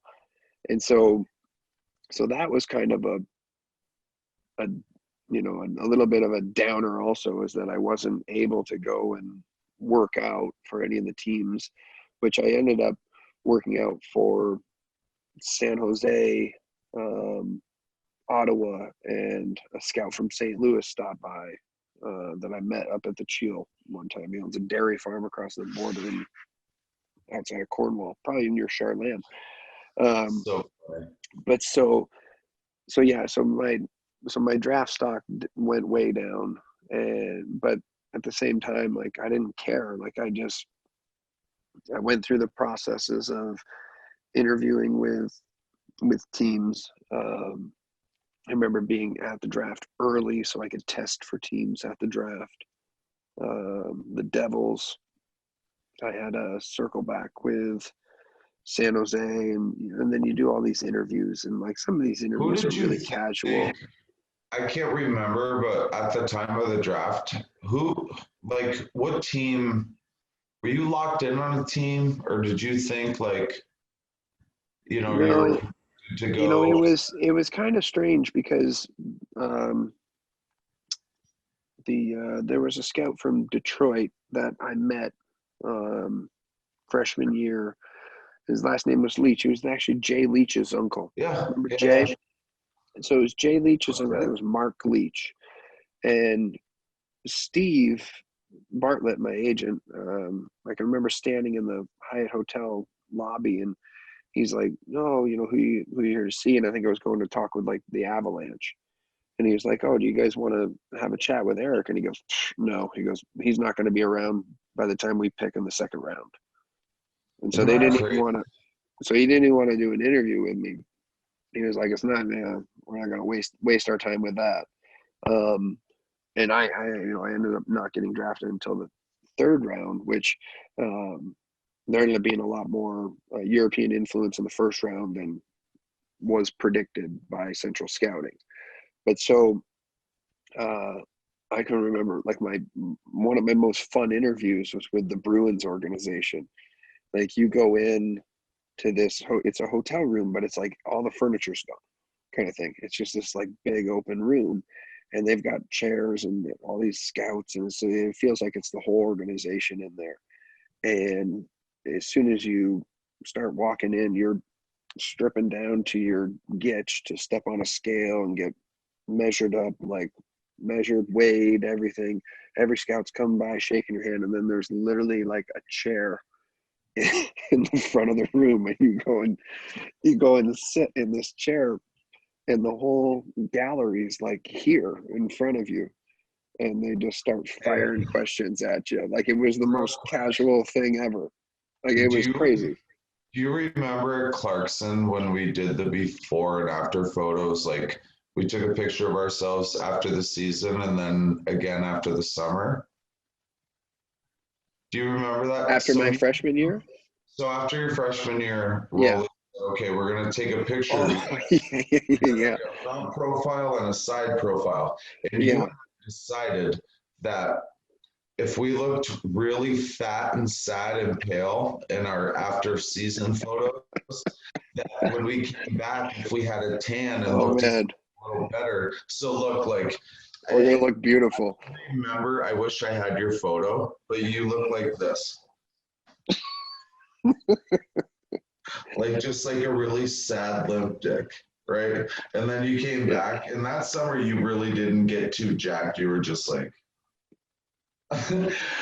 I just stood more upright. but we were under the impression that if we just looked kind of limp and sad, that like when we came back like this, we would be like, coach would be like, "Fucking kid worked all summer." Wow, what a difference! I remember those pictures though. I remember looking at you and you just looked like. Oh, baby life. So Well, it was like, but leading into, so that was like all that stuff happened leading into, our sophomore year, which for us I think was like the the climax of our college experience. We had good teammates that we ended up like just really wanting to win. And you know what's funny? You said like that competitive side, like, and dude, like you've won at every level you've been at. You know what I mean? Like there's something about like fuck winners. You know what I mean? And when you compete with winners and when you practice with winners, you play with, you know what I mean? Like Yeah. Clarkson had always had great teams, and we'd always been known as that team that got to the finals and choked. You know what I mean? And that year, I think mustaches win championships was our logo. Like we saw a picture of the boys in the 70s with the stooshes going, and we're like, that's the last time we fucking won anything. Let's throw out some mustaches, which we couldn't. But yeah, no, terrible. Win championships.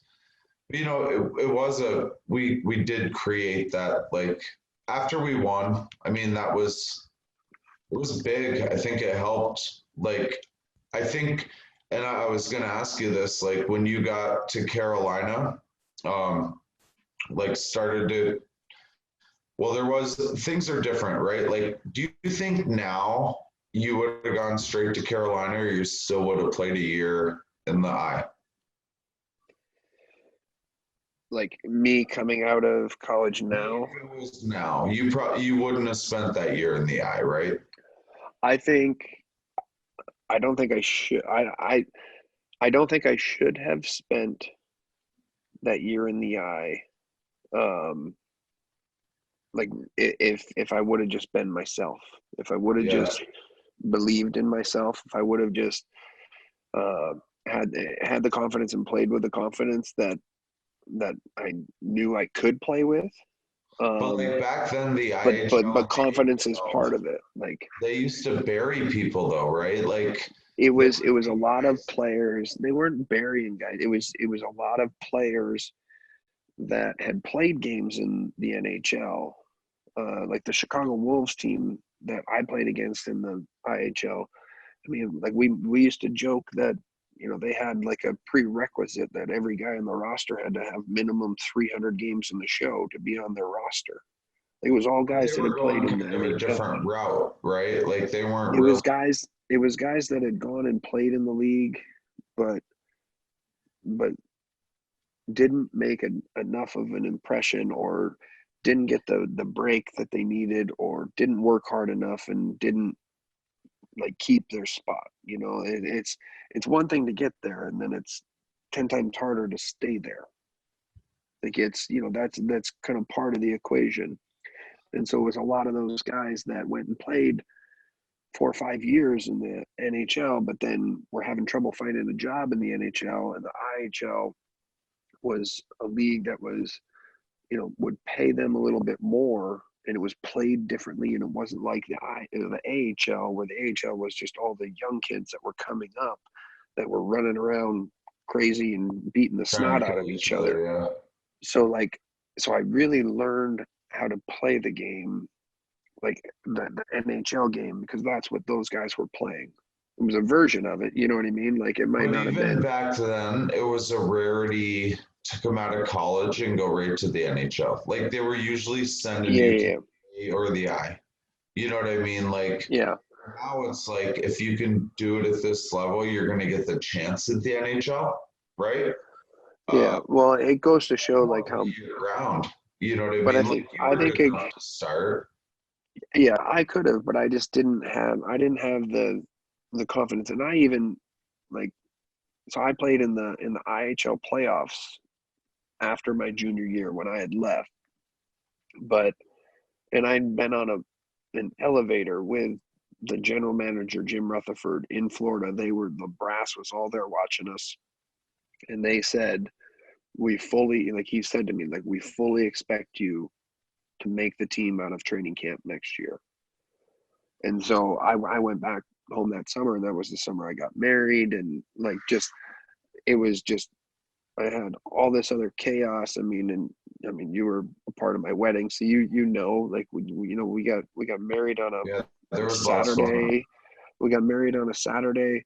We took a 3-day honeymoon, and less than a week after I get married, I've got to go down to Carolina and take part in Rookie Hell Week, and like it was a busy summer for me. It was such a whirlwind, leaving school, going and playing in the IHL, and then coming back, and then I've got a wedding, and like it was just it was a lot of It's weird, chaos in a like short amount of time. people don't stop and think about that a hockey player actually has life going on outside of the games.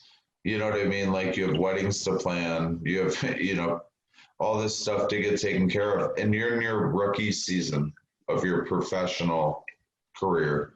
Like that's a lot to take on. Like you got to prove yourself to get to where you want to be. And, that's the one side of the game I don't think people take a second and understand is that like life is actually happening while this is going on.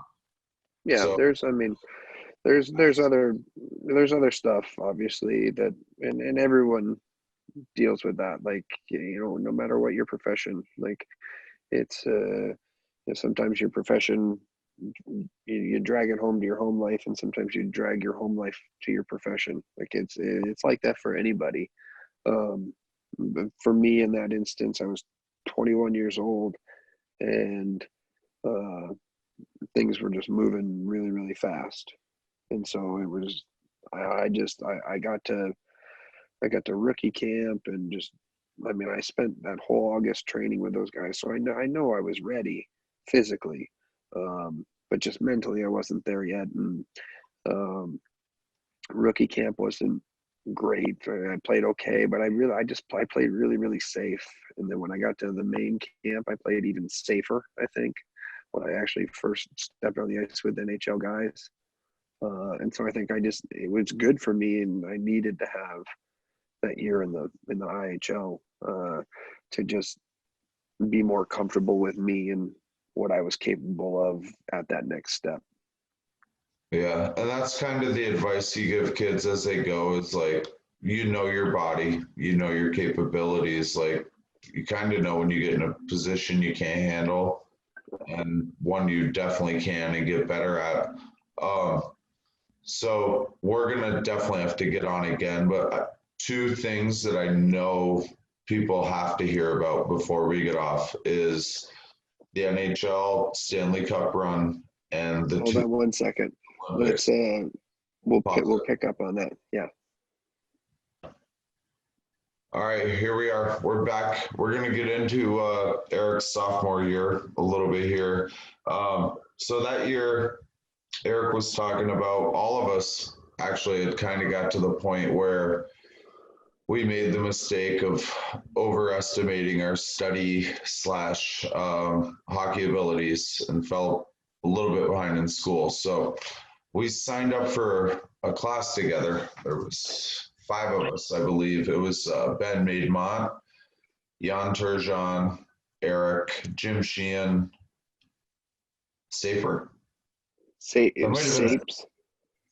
I don't think Tersh stayed. I think it was. Tersh was in it. Oh yeah, Tersh. Yeah. He was everything. Oh yeah. That was okay. So start of sophomore year. Yeah. Yeah. So we took a movie class on Tuesday night. It was Introduction to Cinema. And the goal was by the end of the year to come up with like a 5-minute movie.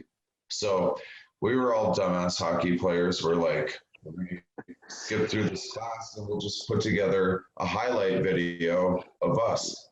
Duh, right? Hey.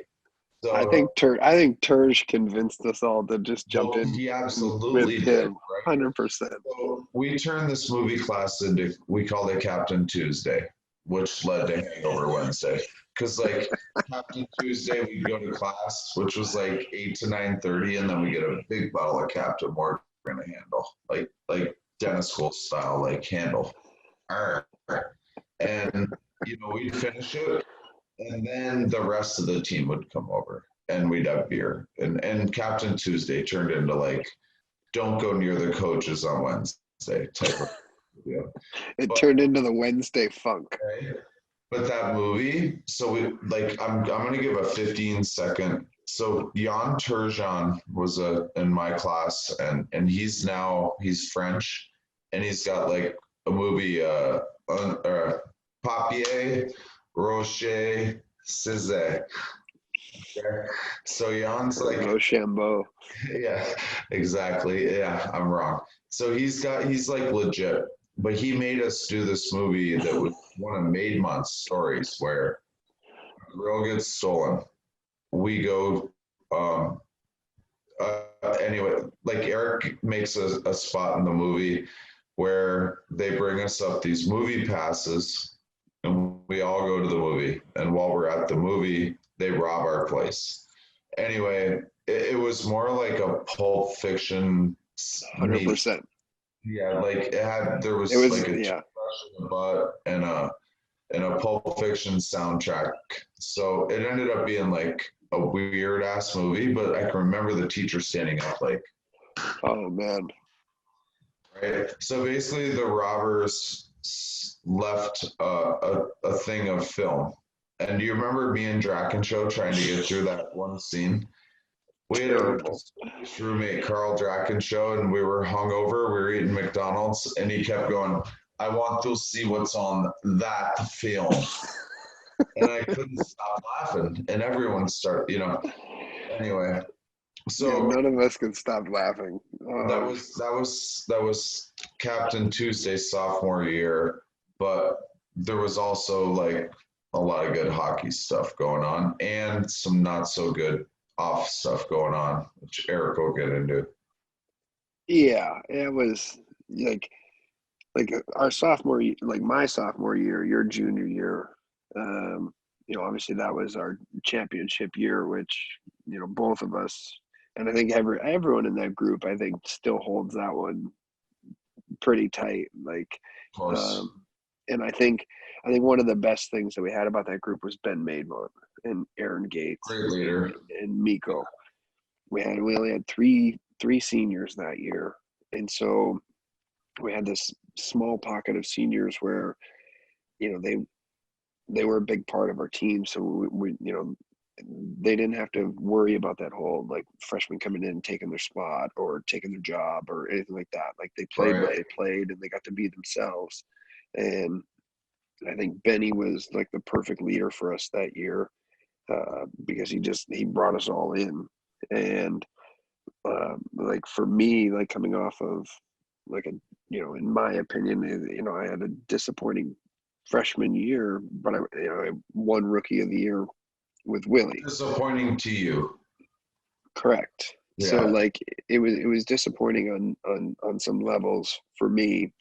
And then even like leading into the draft, like I had a team that was in the WHL that was trying to get me to leave Clarkson. And I had some reasons to. Things just weren't working out the way that I had expected. When it came to sticking around for the summer and not going back to my hometown and kind of getting, caught up in being at home with all your high school buddies. A little bit used there, or no, it just like there's just a lot of pitfalls. Like there's a lot of people that are there that aren't doing what you're doing. You know what I mean? Like, I just thought it was better to stay closer to campus and stay where, like, I knew I had to I had to do the things to make me better. I think that if I got away from campus and I went back home, I could lose, focus in terms of, getting to the gym or whatever it was, um, and I liked what we were doing. We had a great group of guys that were all renting an apartment together. We were taking classes. We were working out together. We were working at the gym, at the little like place where they come and borrow gym equipment. Like the catering too. No, we did. Before. Yeah, No, we I know. did. And then we worked the hockey school and stuff. But and then it was the year after that, I think, or maybe it was when we worked with. Remember when we worked with Northy? That might have been the year. That might have been that summer too. Yeah. So we were doing we were just working on campus like that year any way we could to earn some money. Playing some softball, working out. We were actually taking care of ourselves pretty good that year. Yeah, and I think that the softball was fun for us too, because it kept the whole competitiveness in there for us, and we were playing 3 nights a week or so. But like I can remember, like, I'm going into the draft and I've got this team from the WHL trying to lure me away from Clarkson, and they're at the draft, like the coaching staff and everything. Like, and truth be known, we weren't happy at Clarkson. No, I was happy with my friends, but I felt like I made a mistake. Like I don't know. But anyway, when you're saying this, like, you're on the teeter of leaving.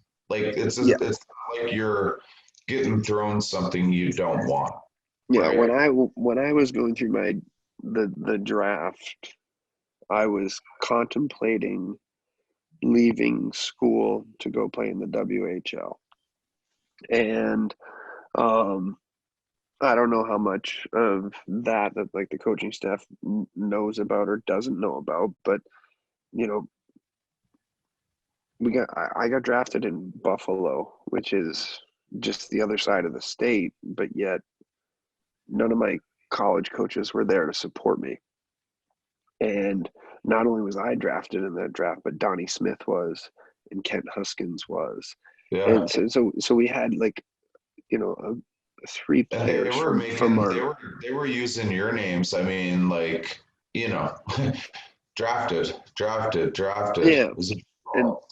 And so it was kind of, it was a little unnerving that they weren't there.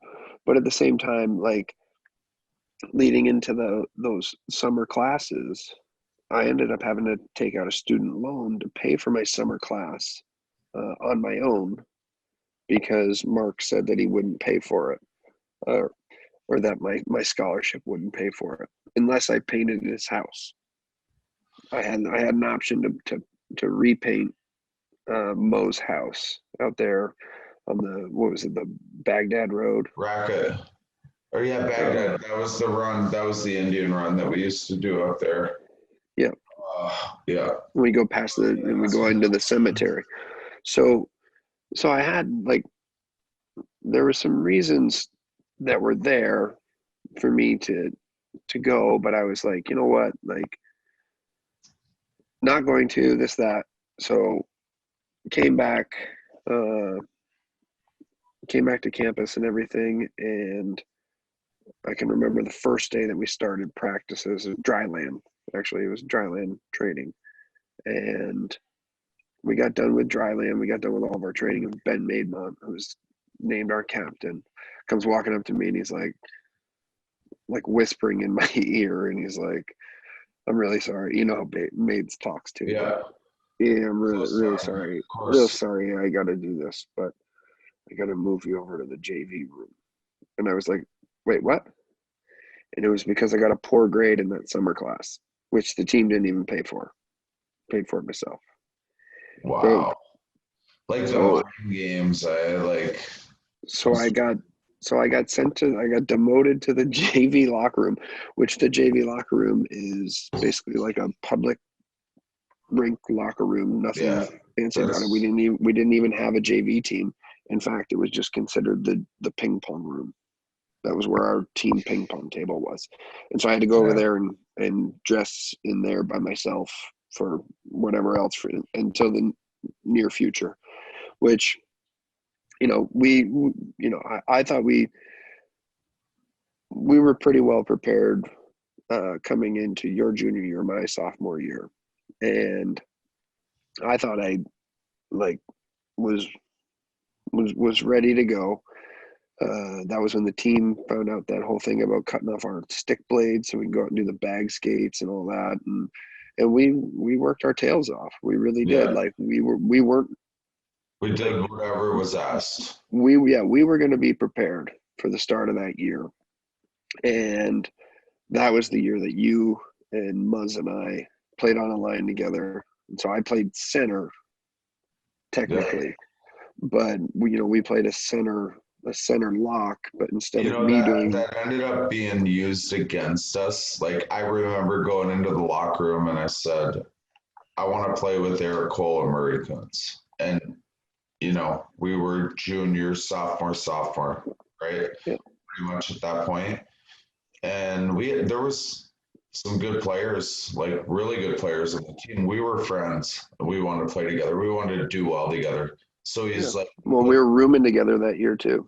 And we did really well. I think in like the first weekend we played someone, then we played North Dakota. And I can still remember, like you said earlier about missing a breakaway or whatever, like I caused the turnover that put North Dakota up 3-2. But I think we were in on the 2 goals that we had, whatever.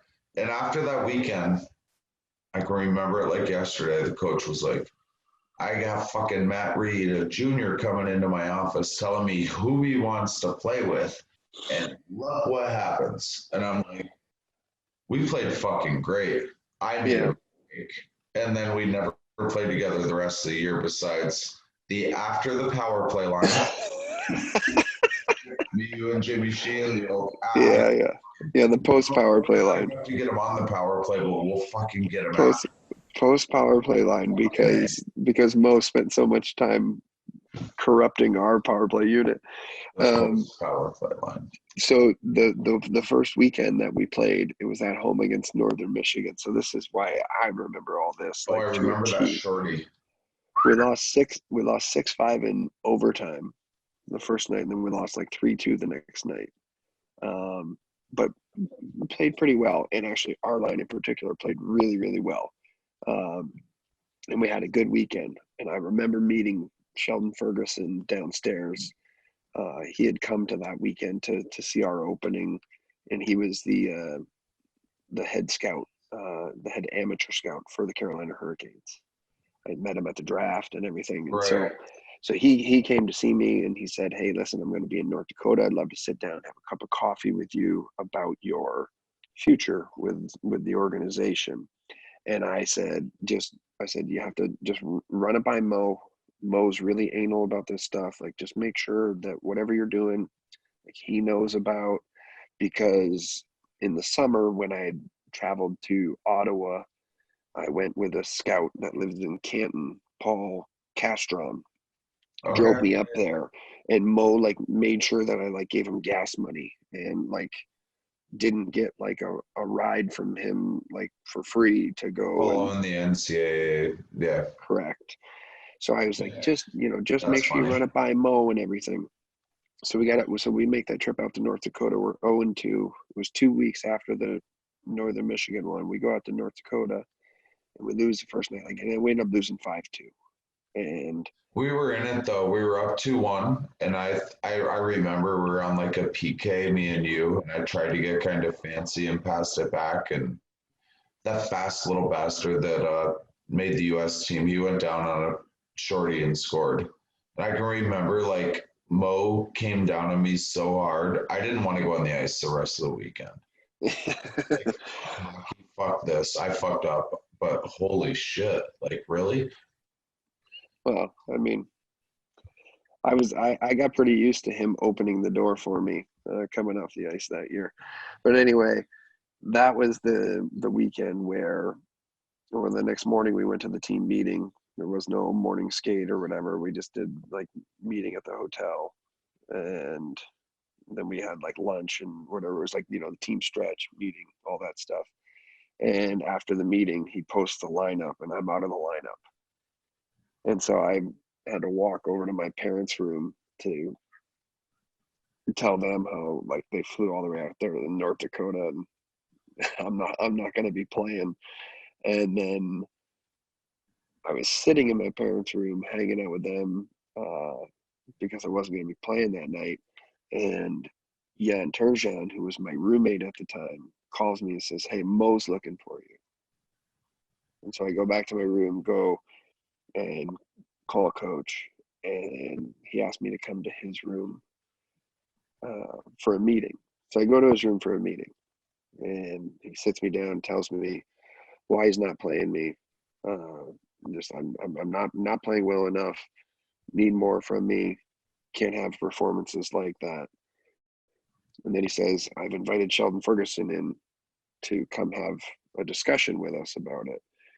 And so for the next 2.5 hours, I had to sit there in that room with Mo to my left and Sheldon Ferguson like across from me, across the coffee table, and listen to Mo tell Sheldon how I don't shave often enough. My hair's too long. You Yeah, greasy. terrible, right? My girlfriend is only seeing dollar signs.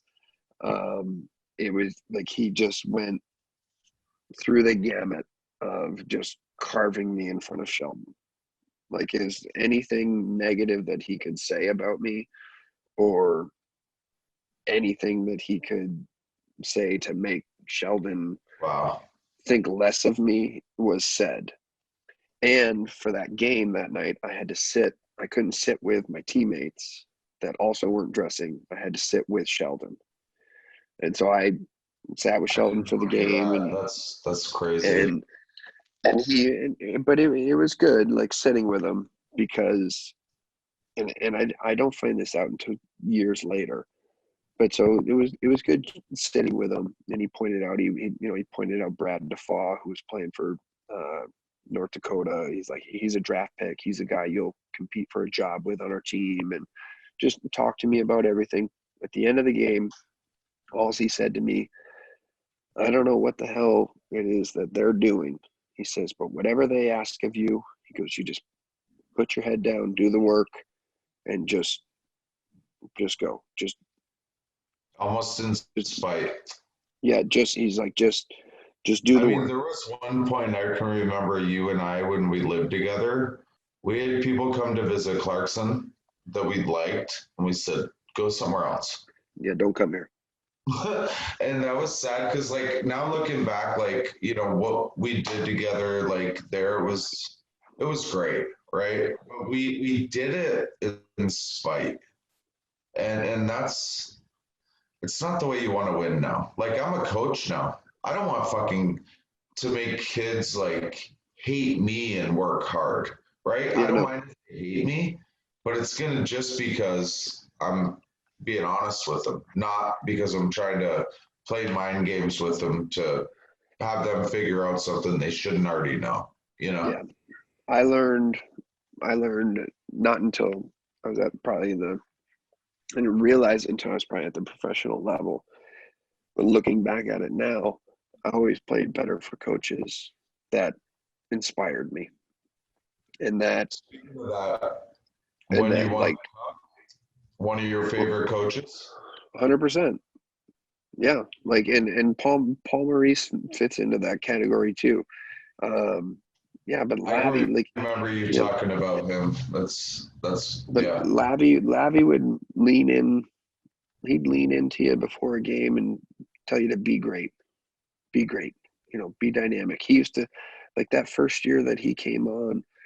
I was going through a thing with the GM told me I wasn't a good enough hockey player to use one piece sticks. So I went back to using like a wood stick. But so I was painting them, and they were another guy's curve, and I was trying to manipulate them, and I painted them up, and then I would leave them out to dry as I went and had like pregame meal and a nap, and come back to the rink, and then I'd tape them up. And I came back, and he wrote like, "Relax, have fun, relax, have fun" on the backside of my sticks. That's awesome. Or he left a note in my glove that said, "Sellout crowd tonight. Like, what are they going to remember about you when they leave here?" Like things like that. Like that. So Those are that things right that like there, Lavi did. that what you just said, I think is what should be said to every player before every time they step on the ice. What are they going to remember about you today?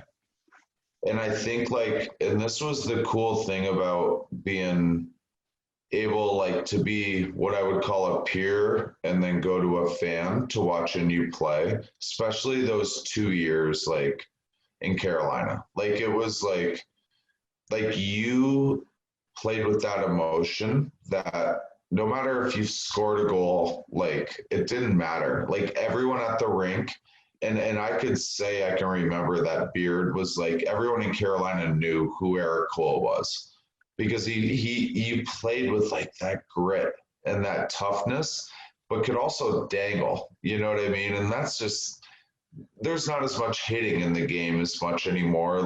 It's not even remotely the same. And not to take anything away from the game, it's great to watch, but when you stepped in, and I can remember in your first couple of years you battled up with Wendell Clark in the playoffs, Scott Stevens hitting along the boards, guys that we used to play with on PlayStation, and you're fucking playing with them. What are you talking about? I was a Sega kid. Right? But when you get in there, you had to have that belief that you could do it, or you're just going to be in awe the whole time. No? Yeah. So getting to that point of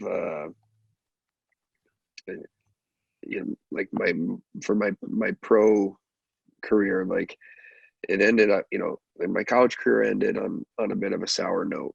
So we end up, after all that stuff with Mo and everything at the start of the year, Jimmy Rock grabs me when we get off the bus coming back from North Dakota, and he says, meet me tomorrow morning for a coffee. I said, great. Met him the next day. He's like, how can I help? I was like, just tell that guy to leave me alone. Enough's enough. Just leave me alone. Just let me play. I'm over it. I don't need him yelling at me every time I make a mistake. I know when I make a mistake, I don't mean to do it. I'm trying my best. Right. Just tell him to leave me alone. And I went on to be an All-American that year. And you and I had a great year that year. Willie was a big part of it. Normie in goal was a big part of it. Phil Waugh, Maids, that whole power play unit, Ben Maidmont, he really led the way for us in the room. Balls from the Falls, just man. Everything. That's right. But so we get through that year, we win our regular season championship, win the ECA season, probably one of the best atmospheres I've ever played a game in the 1980 rink. And for me, that carries a lot of weight, being from upstate New York. That was huge, dude. And being able to play in that rink. That was the only time I actually felt like a hero, or I did. You know what I mean? We did it. Yeah. Oh yeah. And the fact that it was against St. Lawrence, which was our 10 miles down the road. Where my dad went to school. Where my wife went to school. I know, the truth. It was so that was for me, that was awesome. And that was definitely the best moment that I had in college. And then, junior year was such a struggle for me, bud. What would have been your senior year, but not having you there. Willie left. It was just oh man, I didn't have too much to watching you that year to at turn to. ECACs, and I just felt like it was a weird part in my life, but like I watched you that year and you had such a good ECAC, and it was just like there was no one, you didn't have, you know, that supporting cast kind of that you needed. Yeah, Yeah, it was a rough year.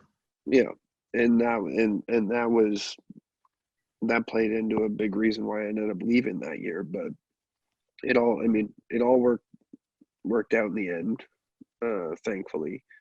But at the same time, like, finally, like even getting to that next level, like, I went and played in the IHL and I played well. I played 9 games. I had 7 points. I played in the playoffs a little bit that year and got a taste for that.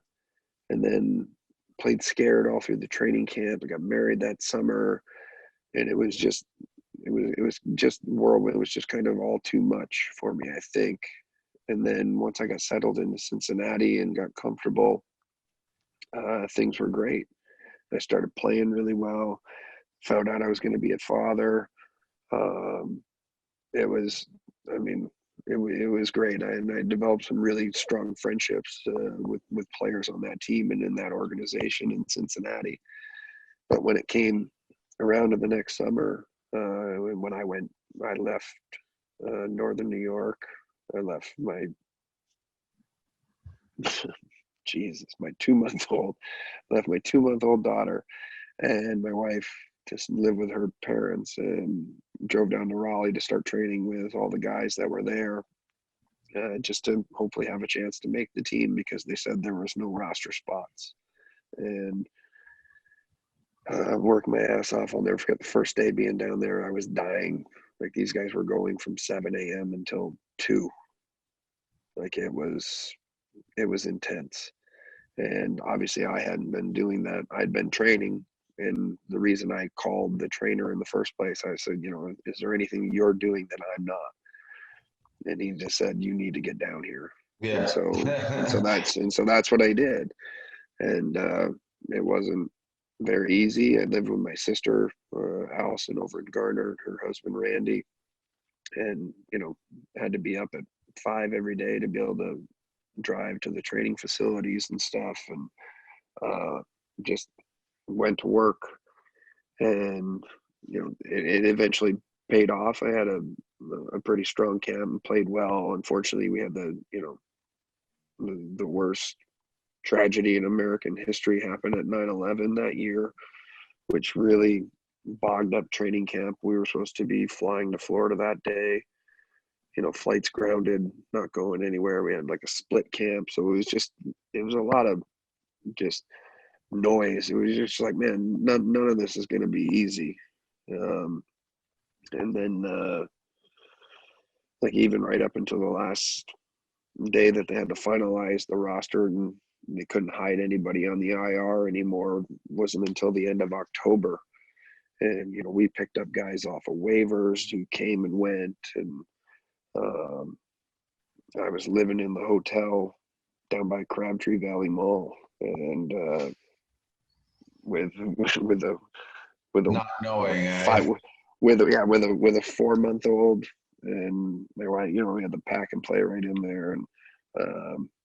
And when the team would travel, she'd go out and stay with Allison and Randy and stuff. And it wasn't until November, a couple of days before my birthday, that they told us that we were, gonna be sticking around for the year. We can go find a place to live. So that year was stressful to begin with, and then we ended up making plus the Hurricanes were only a couple years in existence, right? Like maybe they'd been down since 97, 98 was the first year that they were here. So like, I was 4 part of the years, first, maybe 3 years. Yeah, it was 2001. So like 4 years, Yeah. 3 years, 4 years. And But you guys that year, like your rookie year, started making that little bit of like, we're here. well, that's like, and you got to see it firsthand. Like, It was awesome. you came up and stayed with us, especially during like the finals and stuff. I remember I had Nate and Vash in town for the conference finals, but that was the first time that like the area got to experience like what playoff hockey's like, but at the same time that's when like the whole organization got to experience what it's like to have this place behind you. It was, And I had said this for a bunch of years, since I've been back here and been retired, and I was like, man, this group that's playing right now, which they accomplished last year, so they just got to get into the playoffs one time so that all these kids see what it's like around here and how crazy it is. because like you guys didn't win it the first run, right? Like there was we lost against Detroit, I think. So we lost against Detroit. But even that playoff was crazy. You see, like you were known in town for the beard, right? Like it was just like we'd go out to eat after the game, and they're like, we couldn't go anywhere. But they got a taste of like that atmosphere. And I'm not gonna lie to you, like I was as much a fan as anyone else in the building. And it was tough to see like when you guys lost. Like I didn't think you guys were gonna lose. I thought that was your destiny, right? I really thought we were too. Yeah, it was I think if we would have won game 3, I think we could have really crept up on them. But the thing with that whole freshman, that whole rookie season, like I was so fortunate because I was the only rookie on the team that year for the most part. It wasn't until later in the season. And you were thrown into a big role, role because you were responsible. And Paul said that to me at the draft table. Paul Maurice pulled me aside at the draft table. He said, if you can play defense and do you play think well, Rolston and like the penalty kill changed? Like it changed me, and I didn't even make it. But like that's when I realized, like, if I can shut this guy down, I'm gonna score on him. I think it was for me. It started that sophomore year where I had to play center with you and Muzz, and so I had to play down low in our defensive zone, but then we had Muzz do the wing lock, and I got in on the forecheck with you. I think that year I really got a really strong grasp for playing on both sides of the puck, like angling and how important that was. Just everything, stick on stick. It was stick on stick, keeping body position on somebody, picking your spot to be able to, initiate body contact and cut off somebody's arms. I remember our 1-3-1 or 1-2-1 penalty kill forecheck when I was behind the net.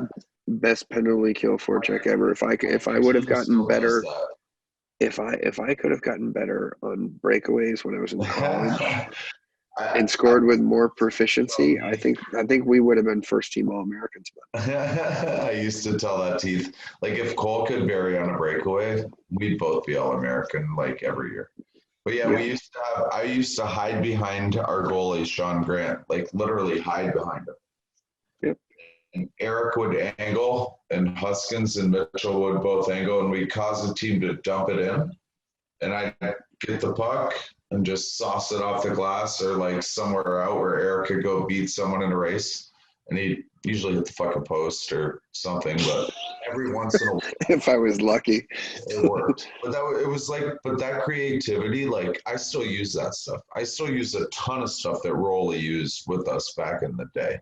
And I'm sure, like, and I can remember when you guys were on that run, the next time, like, it wasn't the next year, but 2 years later? The 06 run? So the next year, 06. So yeah, so the second trip to the finals was in 06. So it was Olympic year. And we were coming off the full year lockout, which was, thankfully I was fortunate to be able to find a place to go play in Berlin because of a guy that I played with in the minors, Stefan Neusdorf, and had a great relationship with him. I went to Berlin and played and won a championship in the German league. in Did your 05. family go over for that one? Yeah, that was like our second kind of challenge. Nothing's easy around here. We do everything hard. So Landon was born end of July. We moved to Berlin end of October. So we brought a baby over there, and it was pretty. It was actually a pretty like cool experience, great experience. Bella attended an English like preschool academy. She came home with an English accent, calling Emily Awesome. mummy and everything. But we really loved our experience over there, and we had great North American players, and we had even better German players. Like the core of our team that were German guys, they were all national team players. So we had a great group, and we had what you and I had in college. We had a coach in Pierre Paget where it was like the feeling in the room and the messages in the room was like, you know what, we're gonna do this in spite of that guy. Like Sometimes that works. sometimes it does. He came up to me in practice one day and told me I needed to bend my knees more when I was skating. So I actually had a Yeah. coach, first year pro, Frank Anselon, told me that he invented the corner bank.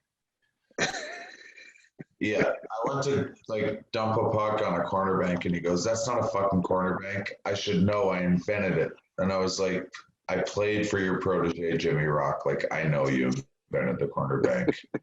I didn't do it right, right?" But, so we, Too yeah, funny. that Stanley Cup winning team, like, Oh, couple it was pieces that you guys it, had, like, and honestly, like, you weren't like a favorite to win the cup that year, but no, we got picked to finish like last in the East or like second to last in the East, like in the preseason polls. well, We you got laughed like about it. Ronnie franchise, you know what I mean? No, Like we've Ronnie he was stopped gone. playing. That's right. So this is when Roddy took over. So like it was so funny.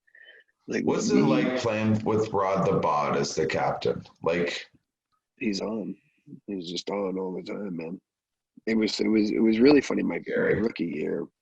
It was really funny my rookie year when like me and Bates wanted to kind of have a laugh on the bench or whatever, and Roddy he's just so dialed in and so focused the whole time. He doesn't like you goofing around on the bench. Right? So Giving he's like, refs high fives after you score and stuff. yeah, he wouldn't have liked that. So so it's like so we softened him up quite a bit that year, I think. Um, because of the energy that we brought, like Bates and I, like a little bit younger kind of flair to it. And um, but I mean, he used to sit on the bench and he'd just rock. Like just he couldn't wait till his next shift. Like he was just when the game started, he was checked in from start to finish. Like No matter what's going on, like he's dialed in. it took a I couldn't lot do to that all it the took a time. lot to it took a lot to stray him from his focus.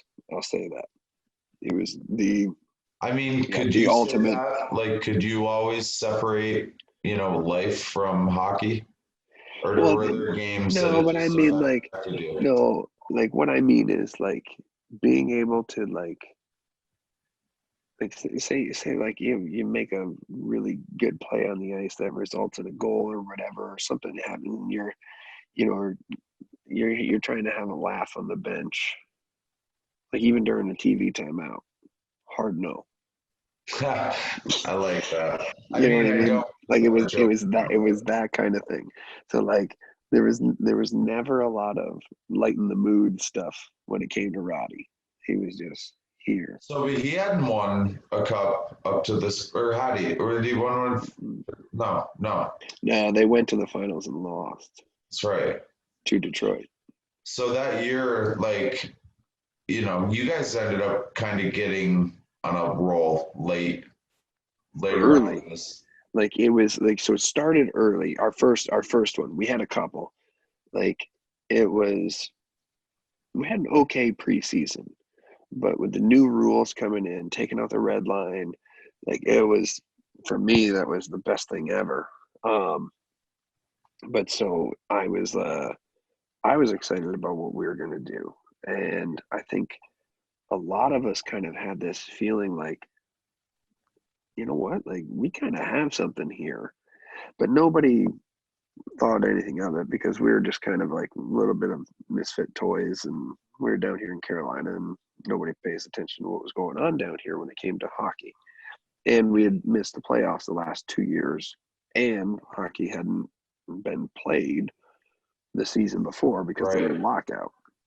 So there wasn't a lot, there wasn't a lot of hoopla about it, but we got started, and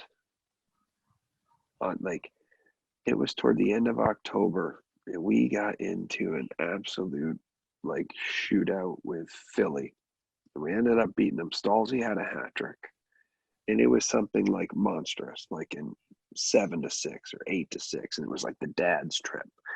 And we went back to back from that into Pittsburgh and beat up on Pittsburgh and won another one. And we went on a nine game run that ended with like a 9-1 beatdown from Atlanta, of all people. Was Here at Bogo home. there then? No. Bogo wasn't in yet. I think Bogo came in the year after.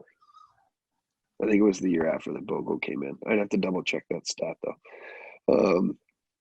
But so we had that early run, and then for like the next month, we kind of hovered around 500.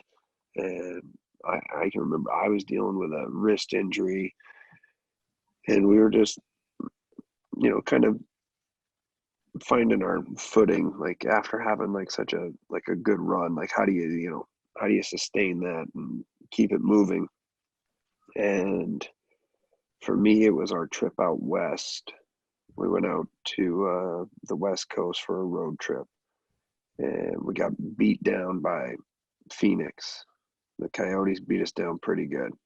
I think Stalzy scored the only goal for us, and it was the most unbelievable individual effort. It was kind of like one of those Ovechkin laying on his back, threw the puck in the net kind of thing.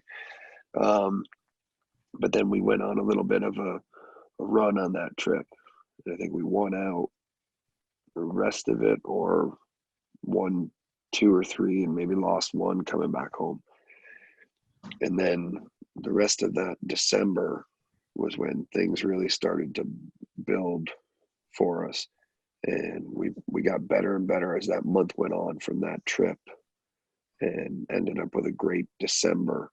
But then we backed it up with an even better January, and set the record for like points gained in a month. It was like a franchise record. It was like wins in a month, and we didn't even know about it at the crowds time. were just like ridiculously getting crazy at home too, right? Like sellouts every game. I don't think we were at like sellout level, but like we had great fan support from start to finish, and we were really, really good at home that year. Like we had a really strong record at home, and so we had just like kind of steamrolled a little bit through January, and toward the end of January is when we made the trade for Doug Wade, and it was like, wait, what? Doug Wade's coming, like. So he and I have the same agent. And so Steve reached out to me. I was just getting off the ice for practice. We were going to be heading to Montreal. And he said, yeah, it's just about to be finalized, but Doug wants to talk to you and trying to get a feel for like what the group is like and everything. And so I talked to them on the phone. I was like, but you're going to have no trouble fitting in here. And he's just, I played with him the spring before at the World Championships for Team USA in Innsbruck, Austria, and just one of the best guys ever, and just super, super great teammate and awesome player, and even better person. In the locker room. So when the team does that, and everybody's like, wait, what? Like, are you serious? Like, holy crap, like We're he's making a waving his run. he's waving his no trade because he wants to come here. Like, so he's sitting there, watching and thinking like, this is the team that I have the best chance to win a cup with. We're like, Wow. well, damn right he does. And we didn't disappoint. We backed him up with like an 8-2 beat down of the Habs the next game.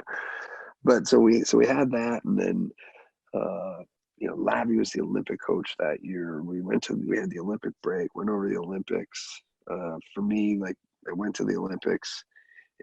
So were you surprised at that at all? Were you expecting it? Like, I mean, you had to kind of be expecting it because you were, No, I was a borderline Olympic player that year. It depended. It obviously benefited me that Lavi was the coach.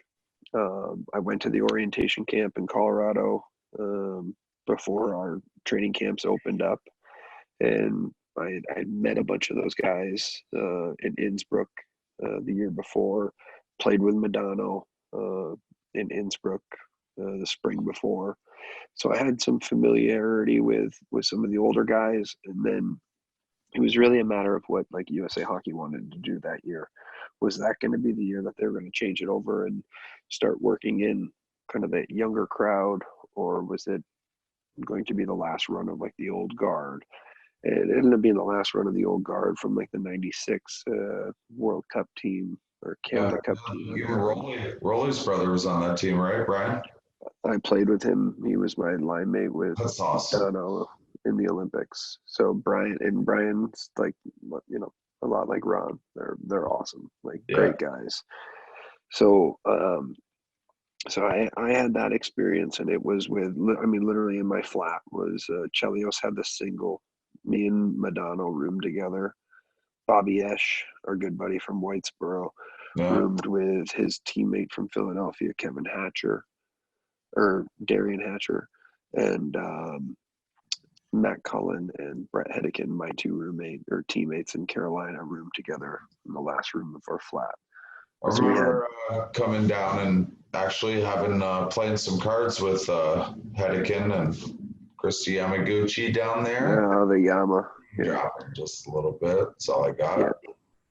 So we did like, and that was kind of the other thing. Like we did so much together that year, like as a group. Like it was just all inclusive, and I don't mean just like the players. I mean like we would do poker nights at the arena, and Lavi had it set up so that it was legit. Like we're all in this together. Like all the families, everything. Like, and it was management's families as well.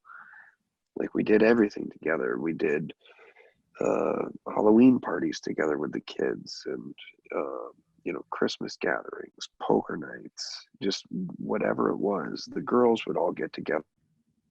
Yeah. And if the girls were all getting together on a Sunday, like everyone was involved. So Coming up in like the green rooms and everything, and I remember how close like all the families were that year. Yeah. You know what I mean? It was like I'd come in, or like if your brother was there or cousin or whoever, it was just like you're accepted right away. You know, it was kind of a really neat thing you guys had going on. Yeah, we had like just we had just such a great culture, and everybody cared about one another, and like I really think that like that was a big reason why like we were able to win the cup that year. And you played so hard for the guy next to you, and so for me and like for us personally, like that year was like the best year, but also like bittersweet. So we have a great start to the year and get announced to go and be a part of the Olympic team, and then go to the Olympics, and the Olympics just wasn't the experience I was hoping it was gonna be. And I think that part of this is that whole like Lake Placid thing that we have, like being from Northern New York and playing in that arena and playing big games in that arena.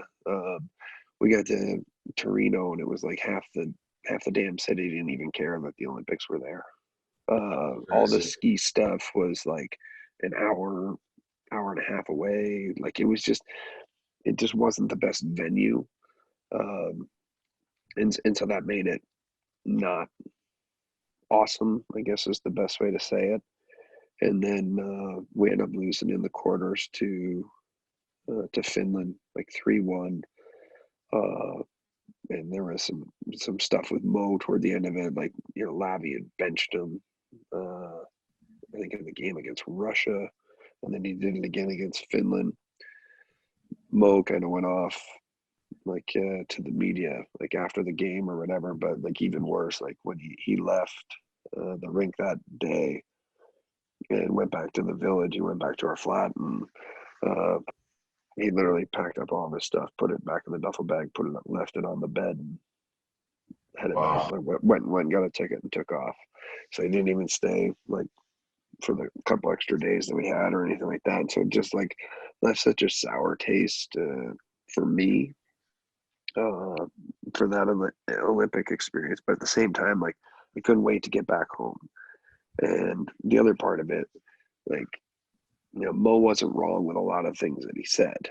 Like it really was difficult on everyone involved. Like it was really hard on like Emily and the kids, like getting over there. Like they were on the same flight as us, which wasn't great for them because all of our hockey bags took up all the compartment space, and only one of 6 bags that she and her sister had booked Yeah. for with the kids made it, and it was thankfully it was a packing place, so Lana could take a nap.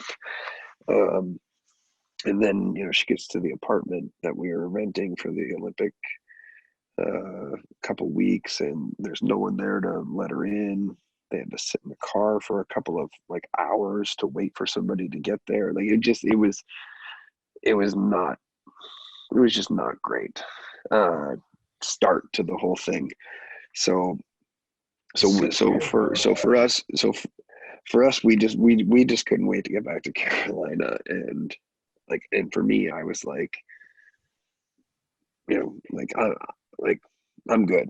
Like we got some great going on in Carolina. We were like a first place team in the East. I'm like, just get me back there and like, let's get back to work. And we came back and we played 2 games at home, one against Boston and then one against Florida. And then the Florida to Pittsburgh was back to back. And then the Pittsburgh game was on March 4th when I ended up getting my neck broken. So that was, I scored 2 that night to get to 30, and we were steamrolling them. So it was just like the biggest disappointment was like the Olympics weren't what I expected them to be. And then I was so excited to get back here and be a part of the cup run here because I knew we had something good going. And then that happens, and it's like. So that was a nasty hit, and I'll probably throw this up, like the hit itself. And for anyone that doesn't know, Erik took like a nasty hit from behind. We'll see it here in a sec. He ended up having to sit out for a couple months. Yeah, it ended up being. Probably should have been longer, looking back. No, I mean, no. We did so many CT scans through that time frame that we actually had to stop. Like, so we'd kind of agreed that when I left the Buffalo series, I flew home before Game 4 in Buffalo to get another CT scan to see if I could be ready for Game 5 at home. It was sometime in May, and the scan came back. Just not enough healing has occurred for me to be stable enough to play. And so, but along with that news came, we can't keep doing these CT scans because your thyroid gland is going to burst. So that was kind of like you were in the point like you wanted to get back for that run. Like, Yeah, I'd been doing like treadmill workouts like underwater, even with like my brace on and everything. And I was always trying to get back for that playoff run, especially against in the Buffalo series. I would have loved to have been a part of that because it was just like a kind of like old school war of attrition playoff series. You know, every time there was a whistle that was blown, somebody was getting sucker punched or a face in the, you the know, way the it should glove, be. like all that stuff. Um, so yeah, so I really wanted to be able to play, and then the other part is, you know, going to the Cup final in '02. Like I know how hard it is, and I know like what it does to your body. And like you saw me that summer after Yeah, the you '02 could run, barely walk. like Like, I was in three. shambles. Yeah, so I think it took me. I think I think I took a month off, and I still But went you have into. to know, like, mentally, like, one, you're going into the playoffs, your body's gonna, like, you're done. Because Well, especially the way you, you play, like, which right? is amazing. Which You is got a so broken amazing neck. when teams go back to back. That's Yeah. what's crazy. Like I like how those teams go on like back to back cup runs and go to the finals like in back to back years, based on like how my body felt after that first year of going to the finals. Because the second year it was crazy. I mean, I played with sprained MCL. I played with torn cartilage. I separated my shoulder every 3 weeks. Like it was like, good lord, like Getting shots just to suit up, right? it must be. I don't know what they were doing. I wasn't doing that. But yeah, so it was crazy. But so the news of that I wasn't going to be able to play, like it was like kind of confirmed, like shut down, uh, was pretty disappointing. And it was one of those things where, you know, it just makes you kind of reflect on your season, and like not being a part of like the run, like I can remember feeling like I wasn't even, if we won the cup, I wasn't going to touch it.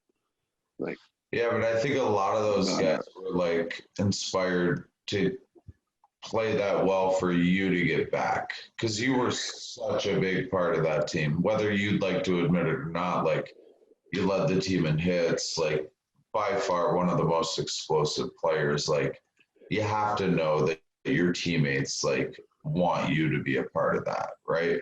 Well, yeah, but at the same time, like when you're going through like playoff series after playoff series and like those battles, the guys that you're worried about are the guys that are on the ice, and it's the Yeah. guys like those are the guys that you're in the battles with, and you're grinding out every shift with them, and like you know what I mean. Like it's a different, like trust me, it's once you're in it and have experienced it, it's far different when you're on the other side of it. And so, and it's almost worse because you're on the anxious side of it where you you have no control over anything. But you think you do, like you know, you do go through all your superstitions and you do this and do that, and you have a sip of that soda with your left hand, and you only sit next to this person and whatever. Like you think you're Gotta helping, but you're work. really not. Yeah, it's just because you're helpless. At the end of the day, they have nothing of the outcome, uh, and it's a hard place to be. But it wasn't until we were on the flight out there, and and this is the other thing that was kind of like, you know, that I feel so fortunate about was we're sitting there watching Game 5, and it's in overtime, right? Like we're in overtime in Game 5 with a chance to win the cup at home. And we're like, me and all the Black Aces, like we're upstairs, like on press row, like in the booth. You know what I mean? Like, so had we won the cup that night, I don't think I was going to touch it. And like, one of the things that teams do is like, players are like the non-dressing players, they like put their costumes on so they can get out there and hold the cup like on the ice, like in their gear. You know what I mean? You didn't Like want to do that. I don't think I ever would have put that thing over my head on the ice I'm in a glad you suit. didn't have to. Yeah, you know what I mean? Like, and so it's just so crazy how things happen. And Waiter getting hurt that game, uh, was horrible because he, such a great veteran presence for us, and he was part of some big moments for us, like through that whole playoff run. But it wasn't until like we were flying back out to Edmonton, and we actually had a touchdown because our GM had Jimmy Rutherford had like a kidney stone. So we had to get him off. We had to get him off the plane and get him to a hospital. And so I walked up. I left my Sharples card game. Walked up to the front, and I was gonna say something to Laviolette, but he was on a phone call. So I grabbed the assistant coach, Jeff Daniels, who I played with before he became one of our coaches. I said, "Hey Jake," I said, "Hey, when Lavi comes back in, ask him who's gonna dress for Dougie if Dougie can't go." And you walk by Doug Waite, and Doug Waite's got a shoulder that's like hanging down like 4 inches, like grade 3. Like there's no way this guy's playing. And so I went back to my card game. I said, watch this. I said, we get back wheels up. I said, Lavi will be back here. And sure enough, we got wheels up, got above 10,000. Lavi came back and was like, what was the date of your last CT scan? And it'd been like just about a month, thankfully. Things kind of got dragged out in that Buffalo series and everything, and clearly dragged out in the finals to get to June 17th. And so we somehow managed to find me a CT scan and ended up having to be in Denver, Colorado, which was a long flight there and back the night before Game 6. But no one in Edmonton. We thought we had like I think 2 or 3 different ones booked in Edmonton to get a CT scan, and they all got canceled on us. So we had to leave. So I had to leave Canada, fly to Colorado to somebody that was like a college friend of our team, orthopedic surgeon, and get it done in relative, secret. And I think I got back to the hotel that night about a little after midnight or something, before Game 6. Went and met our team doctors that traveled with us in the lobby. They were figuring out how to get all that stuff to the doctor, the spine specialist back at Duke. And then the team was flying out our families for Game 6 because there was the possibility of winning the cup there, and so that way they'd all be there to see it. And they invited the doctor and his wife to jump on the plane, and so he jumped on the flight after looking at my CT scan, and in order to come out and have a face-to-face with me and with the management and coaches. And he talked to my family that was on the plane, which was Sherry and Dennis and Emily. And then it was all smoke and mirrors from then on. Like it was the morning skate. Everybody's come back from an injury, but like to come back from a broken spine to play in the last 2 games of the Stanley Cup final may be a little bit different, right? Yeah, well, it was, I did work pretty hard, and we got our bag skates in and everything. But it's really, really hard to try and emulate the intensity. Like the intensity of it is what gets you. But like I was a bit off in Game 6, and I think it had more to do with the travel the day before and my Game 6 like game day routine. I almost would have been better off just if we would have just made an announcement that I was playing, and then I could have just gone through my game day routine and then just felt comfortable They keep it at to some last point. minute. Oh, it was, I mean, originally the meeting wasn't supposed to take place until after pregame nap. And then as I'm laying in my bed trying to take a pregame nap, I get the phone call to come down to this room because the meeting's now happening right now. So then the meeting happens, and then now I've got to go back to my room and stare at the ceiling and try and get a pregame nap in, which I'm like, well, this isn't happening. So I went back into the other room and watched a movie with the Aces and just relaxed and rested, and tried to do the best job I could to get prepared. But then getting to the rink, I actually showed up on the team bus rather than the other one.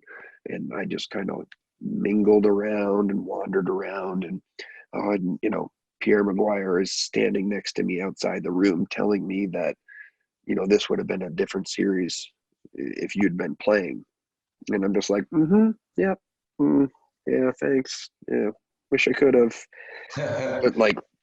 But literally, and he's just waiting out there to do like a couple little player interviews that they were doing from just outside the locker room. So it was like just smoke and mirrors, you know what I mean? Like I'm just standing out there in my suit, like pretending like I'm just wanting to be around the guys, when in actuality we're waiting for the curtain to go across and the media to be out of the way. And then I get to duck in there and get out of my suit and into my hockey gear. That's so crazy to think about jumping into a game like that, and you came out like hitting every fucking thing in sight. As a friend, like I think I was watching it with, I don't even remember now who I was with, but I was watching and I was like, he's, gonna play like he does.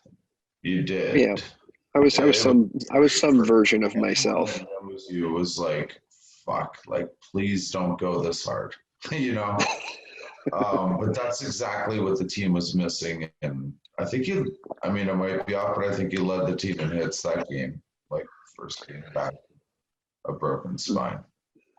I probably did, because I was getting really frustrated with everything else that was going on with my game, because my timing was off so much, like with just the pace and intensity. I think I just got to the point where I just started hammering everybody that I could, and I got popped pretty good early on in that game. That kind of was like a welcome back. It was kind of like I can't let anything that happens out here make it look like it affects me in a negative way, because just like psychologically, like that would, like I got dinged really good by Pronger in game 7, and like a stinger, like he got me good, like it so it was it was like off a face off in our own zone, and I was the weak side winger, and I backed out and was like looking for a pass from behind the net, and being on the right wing, I had my stick toward the wall, so kind of shielding the puck with my body, and he came in and he timed it right when that puck got to me. He gave me a good shot in the back, and that one stung a little bit, and so I was kind of like, oh shit. That's so scary. I had to do a quick system check, and then when I got up, I didn't go right to the bench for a change or anything. I stayed on the ice and kind of like I finished the shift, but I wasn't like a full participant in the rest of that shift. Yeah. And then and then I got back to the bench, and everything felt fine, and I was good, and I was like, yeah, okay, like I got this. And so then I caught him like another shift or two later. I got a good lick on him to pay him back for that one. So we're definitely gonna have to go episode 2 at some point into the trades, everything like that. Just real quick, one, it's very rare, one, to make it to the NHL, yet to win a Stanley Cup. We'll finish kind of on that Stanley Cup win, what that was like to celebrate with your family, and then I know now you're doing a ton of really good charity work, and I'd like to get that up, and then this is we've got more to talk about, but Yeah. a 4-hour podcast is kind of silly. But I would love to just hear the end, definitely of the Yeah. run. And, it was fun for me being a part of it, but like winning the cup, I mean, come on. Well, so I mean, and you were at the cup party up in Norwood. You and Pointer came by with Michael's dad and everything. But like, it just there's just there's nothing that compares. When the feeling of it, and when you're in the moment and everything, like it's crazy. Like that. And I think for me, like in particular, like I just had so much more underlying on it just from that season. Like we all have like our whole history of like growing up and where we come from and the people that helped us. Like everyone's got that story, and then I think just like within that season, I had kind of uh, my own little battle to to overcome. So sort of finally, get your hands on it and throw it over your head and scream and as loud as you can.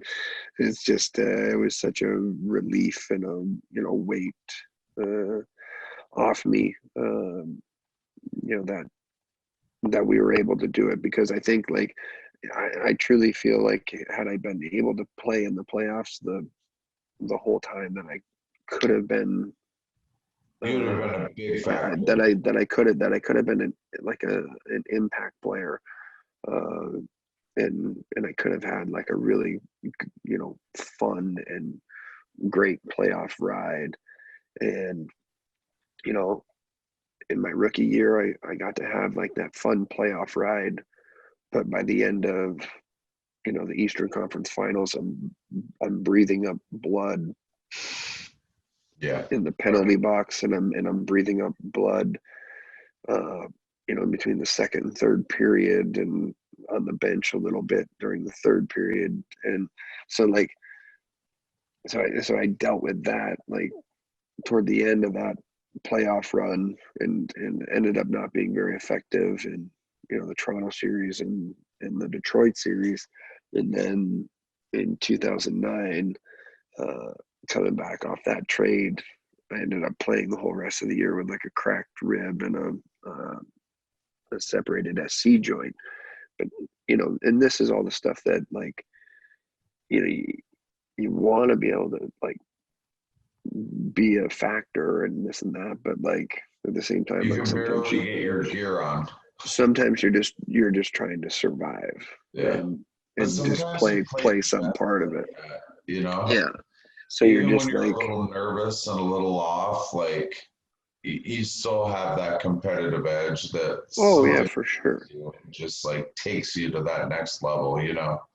Oh, the most nervous I've ever been before a hockey game was the start of my first playoff series against New Jersey, because I knew who I was going to be matched up against. Stevens. And I knew what he did the year before to Shane Willis and to Ronnie, and like I knew what kind of animal like that was going to be. And yeah, I'm like, dude, I'm not lose any sleep, like thinking about lining up against Stevens. Like, I mean, no, it wasn't. It was only after warm-ups, in between like warm-ups in the game, I had some like dry heaving going on. A little nervous just before games 1 and 2, and then I was good. I was nervous about it though. I was like, man, this is like I better be on for this one. This dude's the real deal. I can tell you, as a North Country, kid, and just growing up, like we're like, and I've talked to a lot of friends, like we're so proud of you. Like honestly, it's to get to see one of your peers do something great like that. It's something that we lived through, and I've never been more humble to just say like, this guy's the real deal, and anything he says, like you have to listen to. So I do want to get into a little bit of your charity work, and we're gonna call Yeah, this, and yeah. we're gonna get into So the other parts here on another day. yeah, that sounds good.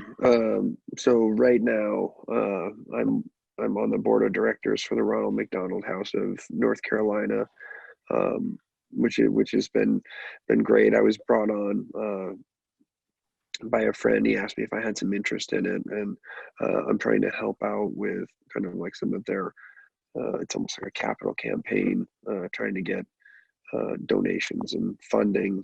Obviously, like this spring has been uh, unlike any other. And we even had to put a halt to the whole grant process this year. But in turn, our local like houses, like here in the state, were able to get a little bit more funding because of that, which was a huge help because they needed it.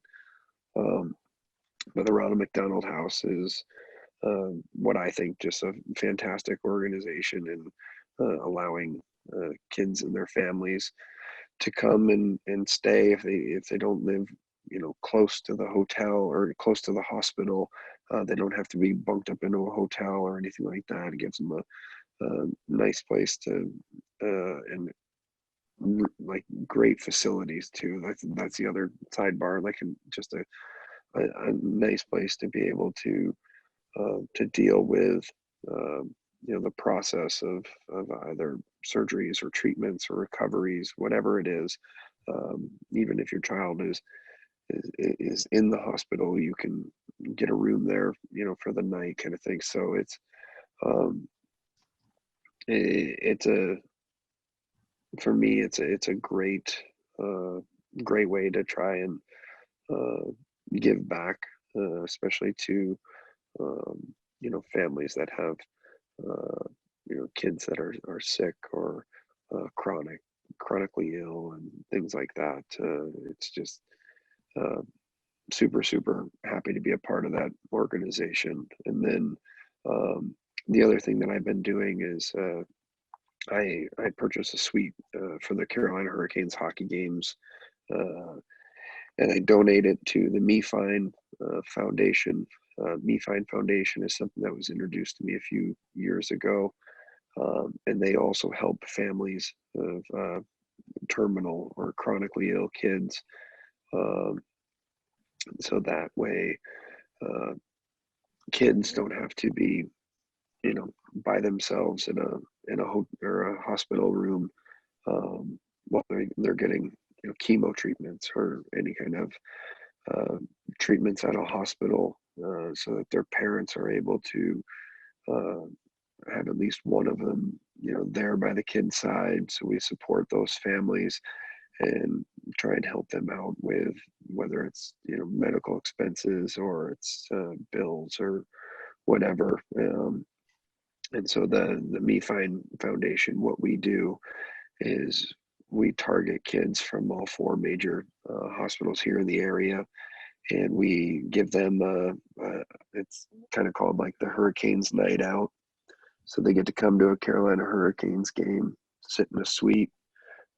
We've got food and beverage provided for them. It seats 14 people, so they can have some friends and family there, and they just get a night out and a night away from the doctor's visits and treatments, and just get to go and feel like normal kids for a night. And they get to be on the jumbotron, and usually Stormy and the cheerleaders come up and do a photo op with them and stuff like that. And just the letters and the handwritten letters that we get from the kids, and some of the emails and notes from the parents is just simply priceless. So super proud to be doing that and teaming up with them, and obviously doing whatever I can to help the Carolina Hurricanes Foundation as well.